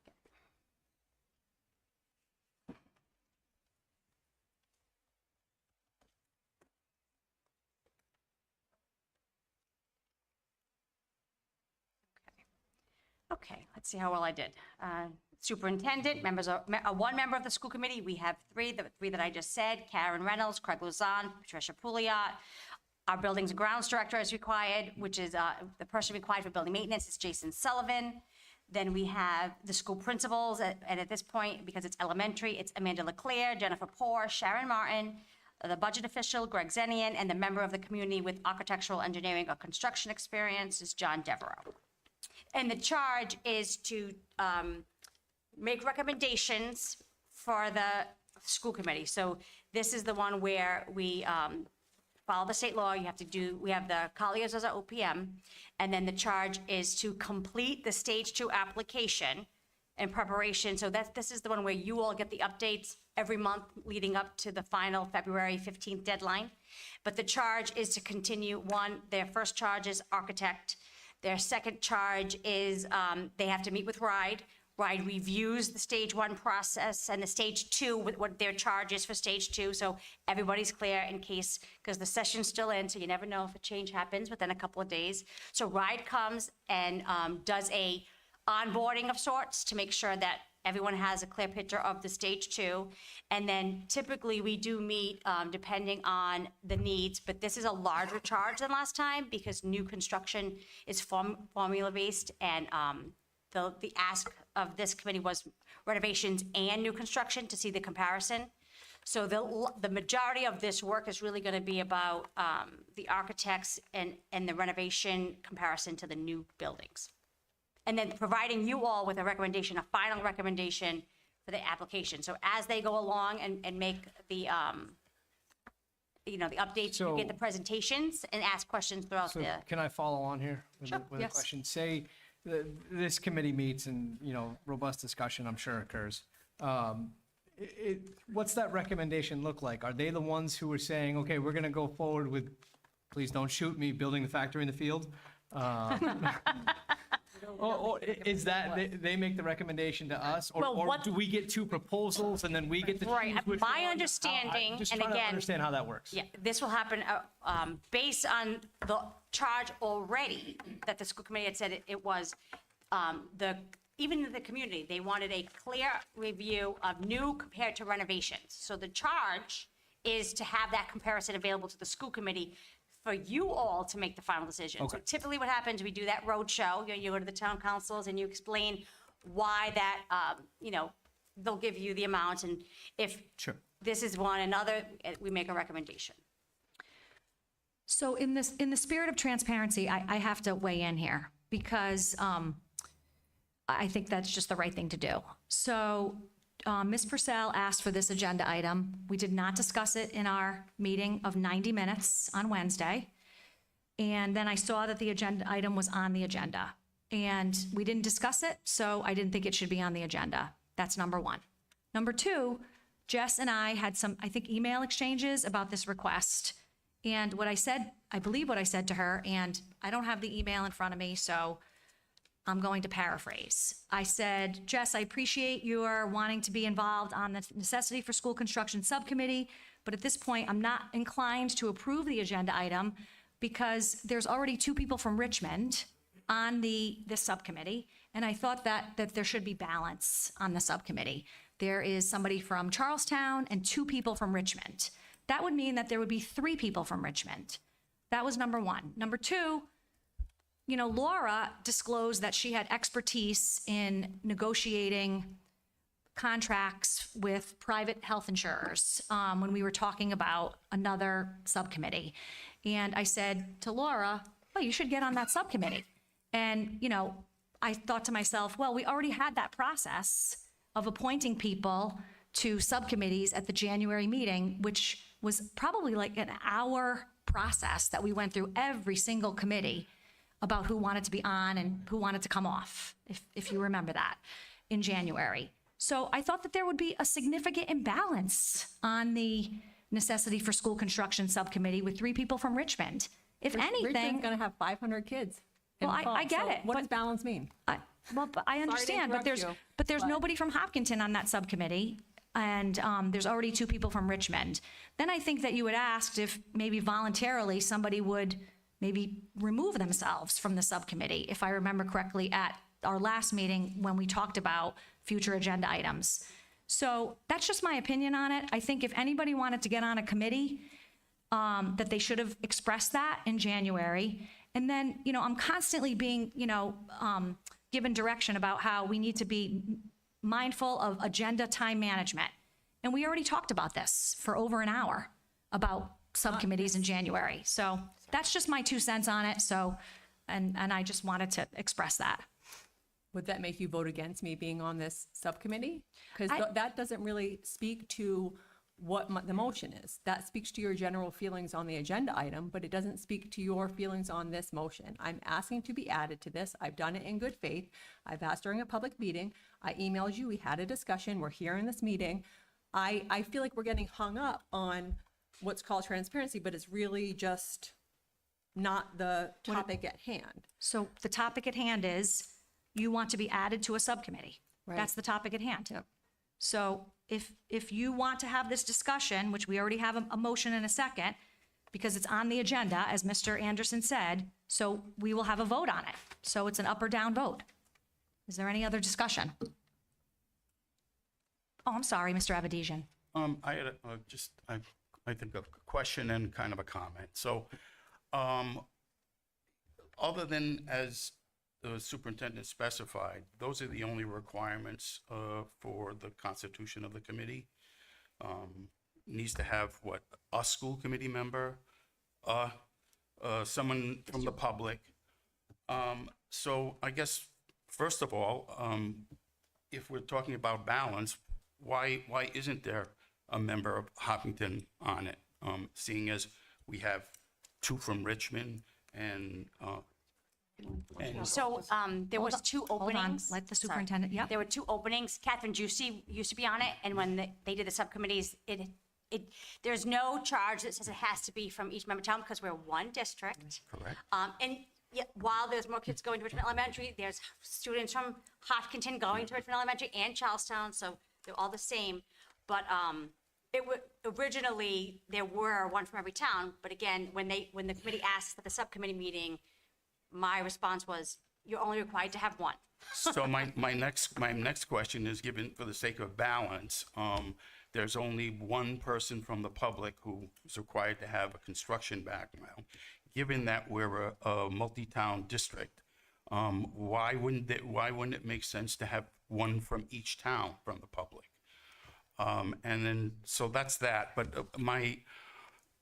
I think in light of what Mr. Zenyan has said about the overall condition of the buildings, the fact that going back probably 50 years, I can't remember the last time there was a major capital improvement to the elementary schools. 50 years ago. So, and given the fact that I mean, at least 2 of them have had water leaks. There's problems with roofs. There's a certain amount of urgency with this committee. Right, And- but we're getting off topic a little bit well, because all the right. agenda item is voting somebody to the committee. So I'm not trying to be disrespectful. I just don't want to have anybody say that I'm going outside the purview of the agenda item. My final point is that, or I guess maybe it's a question and a final point is this the first time that this committee has met since the bond failed a year ago last May? Yes, because the charge is you only start again once you have an approved stage 1. So that we got the approval last month. My final comment, and I'll sit down, is what is taking so long? I mean, listening to Mr. Zinnian's comments, it seems like it's really urgent. Thank you. Absolutely. I just want to clarify, and the chair said I could. The process happens, we've been doing this process every year. So trust me, I feel like sometimes it's Groundhog Day. That's a 1900 reference probably, right? Okay, so the timeline for the state is February. So last year in February, we did this stage 1, stage 2, and then we went all the way through to the 2024 bond. It did not pass. When we didn't get a lot of feedback around, or concerns around the main campus, we moved the main campus and had to redo our stage 1. So this committee immediately started the stage 1 process again, which is working with the project manager to resubmit our facilities plan, update our work based on RISE requirements. That started as soon as the bond failed, that started right away. And if you go back to school committee agendas, you'll see some of that process of the updates. So we submitted the stage 1 application, which started in June of last year up until February. We had meetings here. And then when that was submitted, we wait for the school building authority to let us know when it's on the agenda. That happened in May for stage 1, and then for the resubmission of stage 2 for the main campus bond. And now, this committee, the last month, put together the architect bid. So they have actually, all the timelines have been absolutely very efficient and quick. It may not feel that way, but we have to have certain approvals. The process definitely is. That's why, if you notice in my update last month, I had noted that the process again, and then moving forward, just like you remember, I did like a timeline. I will continue to provide the public, the community, with updates. Typically, my e-update, the towns can determine, usually something like that, especially over the summer. They help me with communication because my reach is only families. But trust me, I understand the frustration. But please know the timelines have been very much efficient and moving along. Appreciate that context. Sure. So given the requirements by RIDE, as long as you've met those, this committee can do anything it wants with that committee, right? You can constitute it however you want as long as you meet the requirements. Right. Correct? Yes. You have to at minimum meet the requirements. I mean, to be honest, I don't see any reason why you couldn't appoint Jess. I don't see why you couldn't at some point appoint somebody from Hopkinton. Thank you. Jess? So this doesn't say just adding me to the school committee. That's the motion that's on the floor. I agree, time is of the essence. The meeting is Monday, so this is actually the perfect timing if we're going to change to do it now. So I call for a vote on my addition to this subcommittee. There was already a motion for. So I'm saying let's vote. Karen? I just want to say, if Jess wants to be on the committee, subcommittee, why not? Like, the more the merrier. Like, another set of eyes, We're not asking anybody to hop off, right? We're not. No, but it was implied a little bit last month that somebody could drop off to make room for another person. But there's no need for that, right? Gina, Correct. we could have Six. if you want. Six. But then you can't talk to each other until the meeting. Yeah. There were meetings I went to that not all school committee members were there. Right, you made that point. Greg and As the Craig. office that handles the building committee meetings, we scramble to make sure we have a quorum. And we have work that needs to get done, bills that have to get paid, that cannot happen. That's different than I understand that, but if you keep adding members and then members don't come, you're increasing your quorum. We're not. So just beware of that. we're not adding members to the building committee. We're adding a member to the necessity for construction, which is Which different. also has to have a quorum In order to to hold a meeting. order to If you have hold its 15 people meetings. now in that committee, and only 6 show up, you don't have a quorum. I have One not at a missed time, meeting. one at a time. Karen has the floor. Karen has the floor. I haven't missed a meeting. I don't intend on missing any meetings. I mean, I think, I'm just saying that I know, I publicly get it. with You're all the right. members You're here, right. Chris. you're right. I need them to come to those meetings. I know you do. I was there. We've been waiting. Craig, did you have another comment? You know what? It's already been discussed. No? Okay. Tyler, did you have another comment? No, I'm good. Okay. So we have a motion and a second. The motion is to, Madam Clerk? To have this, added to the necessity for school construction committee, seconded by. Okay. All in favor? Okay, did you get those, folks? All opposed? Okay, so the motion carries. Now, this item says, necessity for school committee membership. Are there any other motions for any other members to come onto this committee? Or leave. Or is anyone interested to have a balance on this committee? Polly? I will stick my hand up for the Hopkinton rep. So are you nominating yourself, or would you like a nomination? Do you want to be on that committee? Sure. I nominate Polly Hopkins for membership to the Necessity for School Construction Committee. Okay. Okay, we have a motion and a second. Discussion. Let me just say I went through the Charahoe drafting program, so I do have somewhat knowledge of architecture. Thank you, Polly, for those skills. I worked with an architect. All in favor? What's that, Louise? I said all in favor of adding Polly to the subcommittee? Okay, all opposed? Okay, Madam Clerk, did you note that?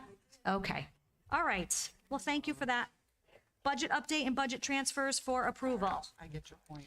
I recommend approval of the budget transfers as submitted. So moved. Second.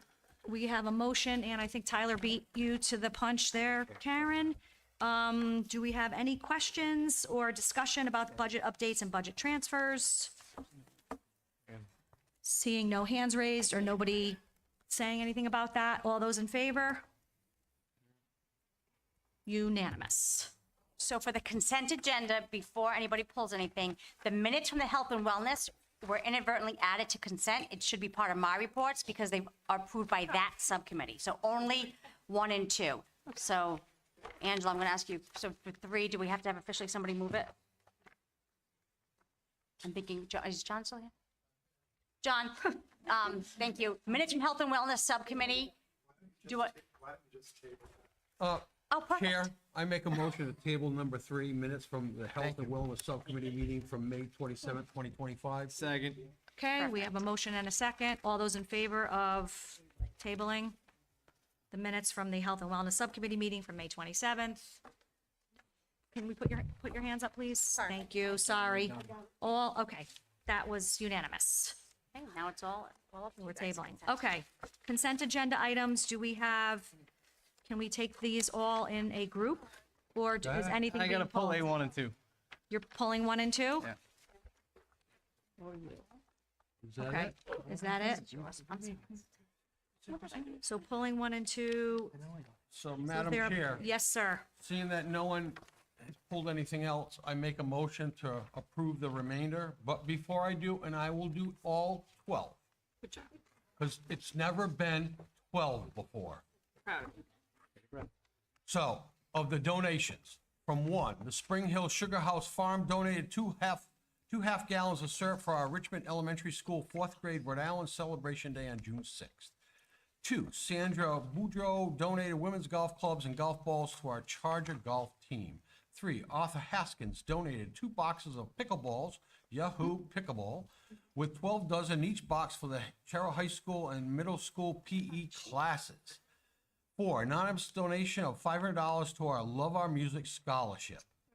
5, Vanessa and Patrick Freela recently planted several small trees at Charlestown Elementary School. We also thank them for adding plants to the large planters in front of the school. Their time and expertise have helped to further beautify the outside of our school. 6, Mr. Richard Lyle donated a 2008 Chevrolet Tahoe hybrid vehicle to our Charo Career Tech Center Automotive Department.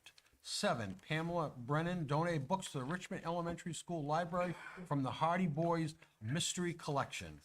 8, anonymous donation of $250 to defray the cost of school lunch debts at Charlestown Elementary School. That's been going on for a while. I just wanted to add that to it.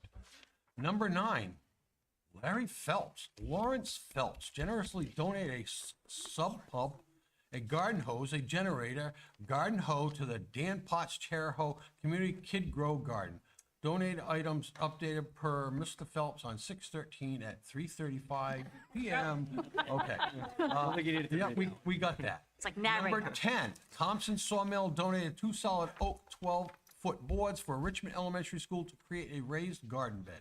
Number 11, Gotham Greens donated 4 flats of seedlings for our hydroponic unit. 12, Richmond Stop and Shop donated carrots and apples to support a dehydrated healthy snack for the Richmond Elementary School Field Day led by Melissa Richard. The dehydrators and supplies were purchased with the USDA Scales Grant. Thank you also to Chef Raleigh and her students for their support. Can I add a 13? Well, thank you, Craig. Jess, sorry. Can I add a 13?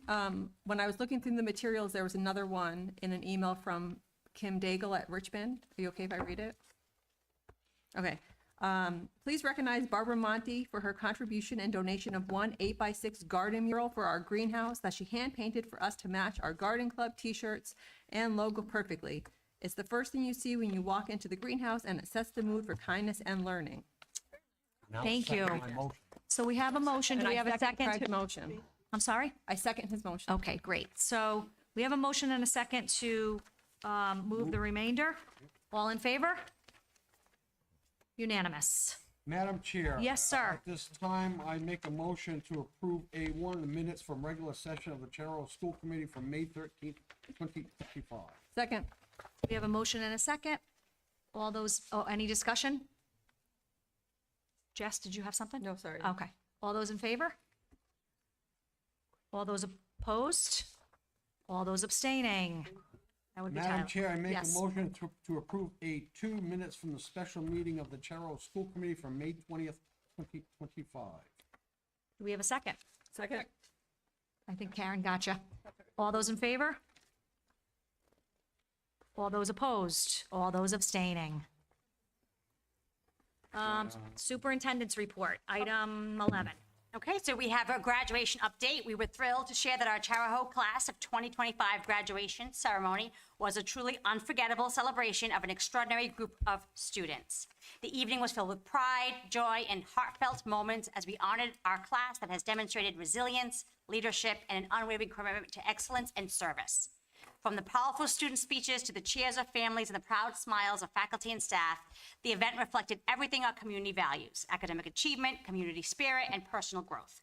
Under the leadership of Principal Andrea Drake and the outstanding high school team, the ceremony ran seamlessly and beautifully highlighted the individuality and accomplishments of every graduate. We are proud of the class of 2025 and the many ways they have left their mark on Charahoe. As they move on to careers, colleges, service, or trade programs, we know they will carry with them the skills, character, and determination to succeed and lead. Thank you to everyone who made this event possible and who was able to attend, from our staff, administration, to our school committee, families, and community partners. It was a night that brought our vision of a graduate to life and reminded us why we do this important work every day. Congratulations again to the class of 2025. Can I just make a comment? Graduation was exceptionally well done at the Ryan Center, and I ran into the co-president last night. I forgot his first name. Ethan. And I congratulated him. He was great. We ran into each other at Lickety Splits, and he's going to the University of Tampa. So, I mean, he, along with all of the speakers, were absolutely outstanding, and I know how hard it is to put on an event like that. So congratulations to the entire administration and to Mrs. Drake. Thank you. You're welcome. Okay, summer updates. The last day of school is tomorrow, June 18th. Nobody's counting. Parents who require bus transportation for their children must submit their registration by July 1st if they want to ensure they have a bus for the first day of school. I have to say, Ocean State always tries their best. but it always makes it a little easier to route if they're not rerouting over and over again. So please tell your friends. It's been in the e-update. It will be in July e-update, which I will send out a couple of days early probably just to make sure. We also want to make sure that everyone takes a look while they're on the beach relaxing. Our monthly newsletter will continue in July and August. It will have necessity for school construction updates regarding our stage 2 process with our elementary schools. And important information, including our school calendar. While it's on the website, we'll start to put things in our e-update for easy access. Our extended school year programs for students who receive this service begin after the week of July 4th and continue until August. Typically, these programs happen on the main campus, Richmond Elementary School, as well as Hope Valley Elementary for pre-K. So that Hope Valley will still be open for our pre-K program. It'll be the last program to move. We wanted to ensure that our youngest learners didn't have to do transitions twice and that their materials were not in boxes as we were trying to get them closed out for the year. So they will remain at Hope Valley until their pre-K ends in the beginning of August. The first day of school for students, I know I just said the last day of school, but the first day of school is scheduled on Wednesday, August 27th. So thank you, everyone. So before we move on to coming events, I just want to say this, I think this is the last school committee meeting where Hope Valley Elementary is part of our district. And thank you to Jess and Karen for putting forward that resolution and recognition to the staff, the parents, the students, and the community. I know it was with a heavy heart that we made that decision, and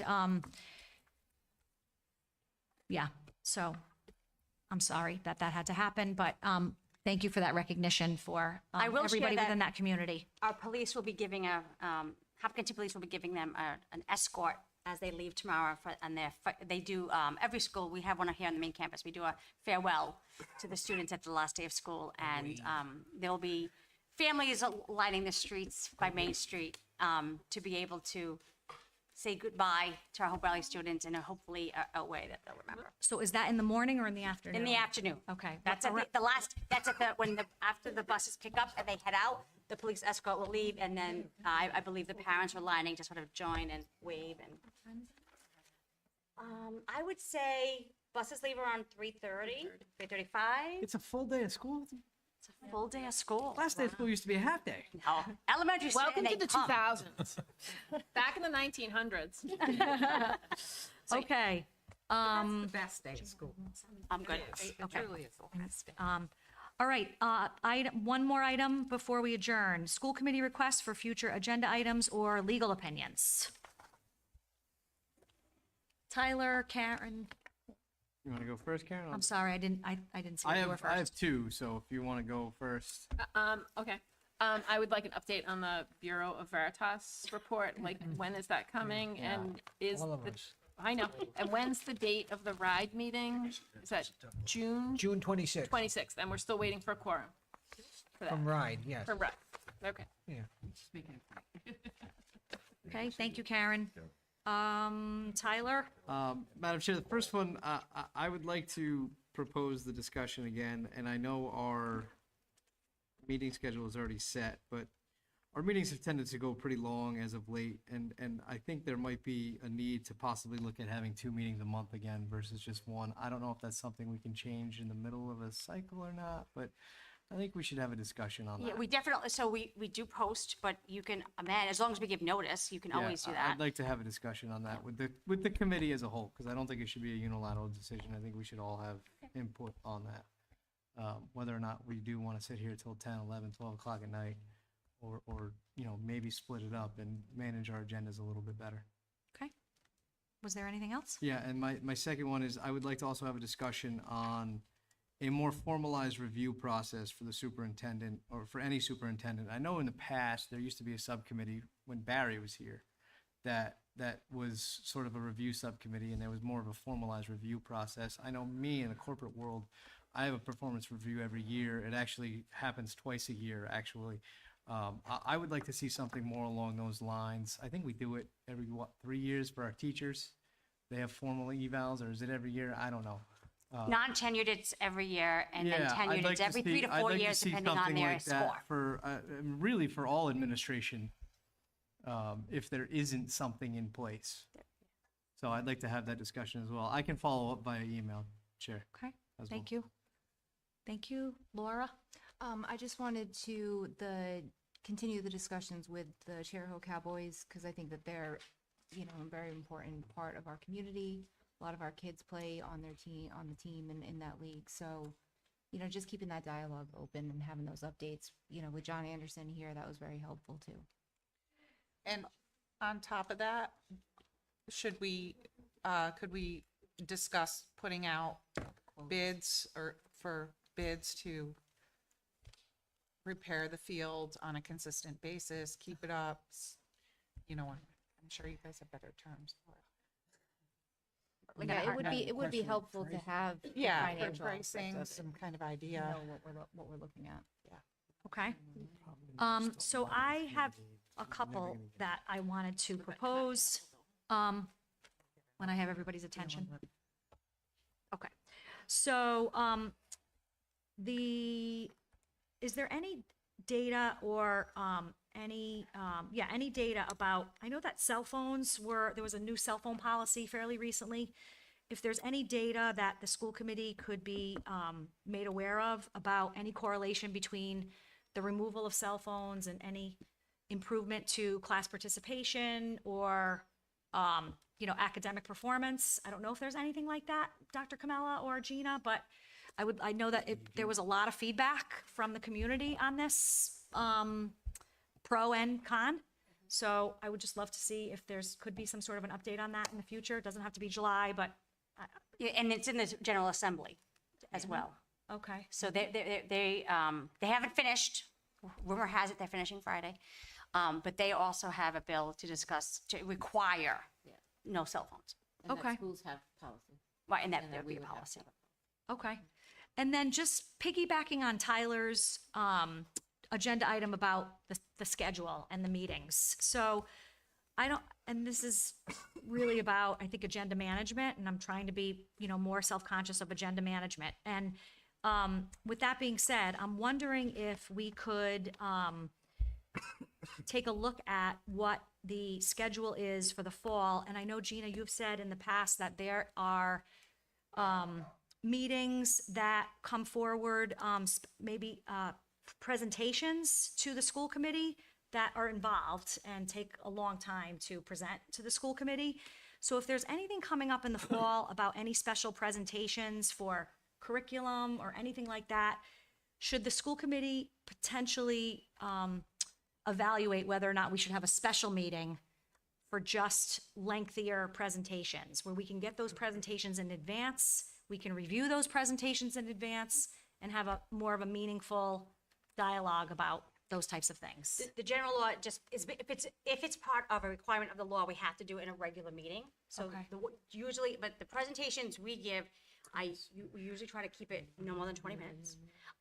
Obviously without any conversation, but that's typically even I usually go through them. Sometimes because like the strategic plan, there's a multitude of stakeholders involved in that. We can always give a draft of the big picture. Sometimes little tweaks happen, but we always try very hard to get the presentations ahead of time when possible. And just when the more people that are involved and students, then we have to make sure, we don't compete with homework time. Okay. All right, so those were mine. Is there anything else? Craig, did you have something? Madam Chair, I make a motion to adjourn. Okay, second. All in favor? Unanimous. Well, you're a little slow.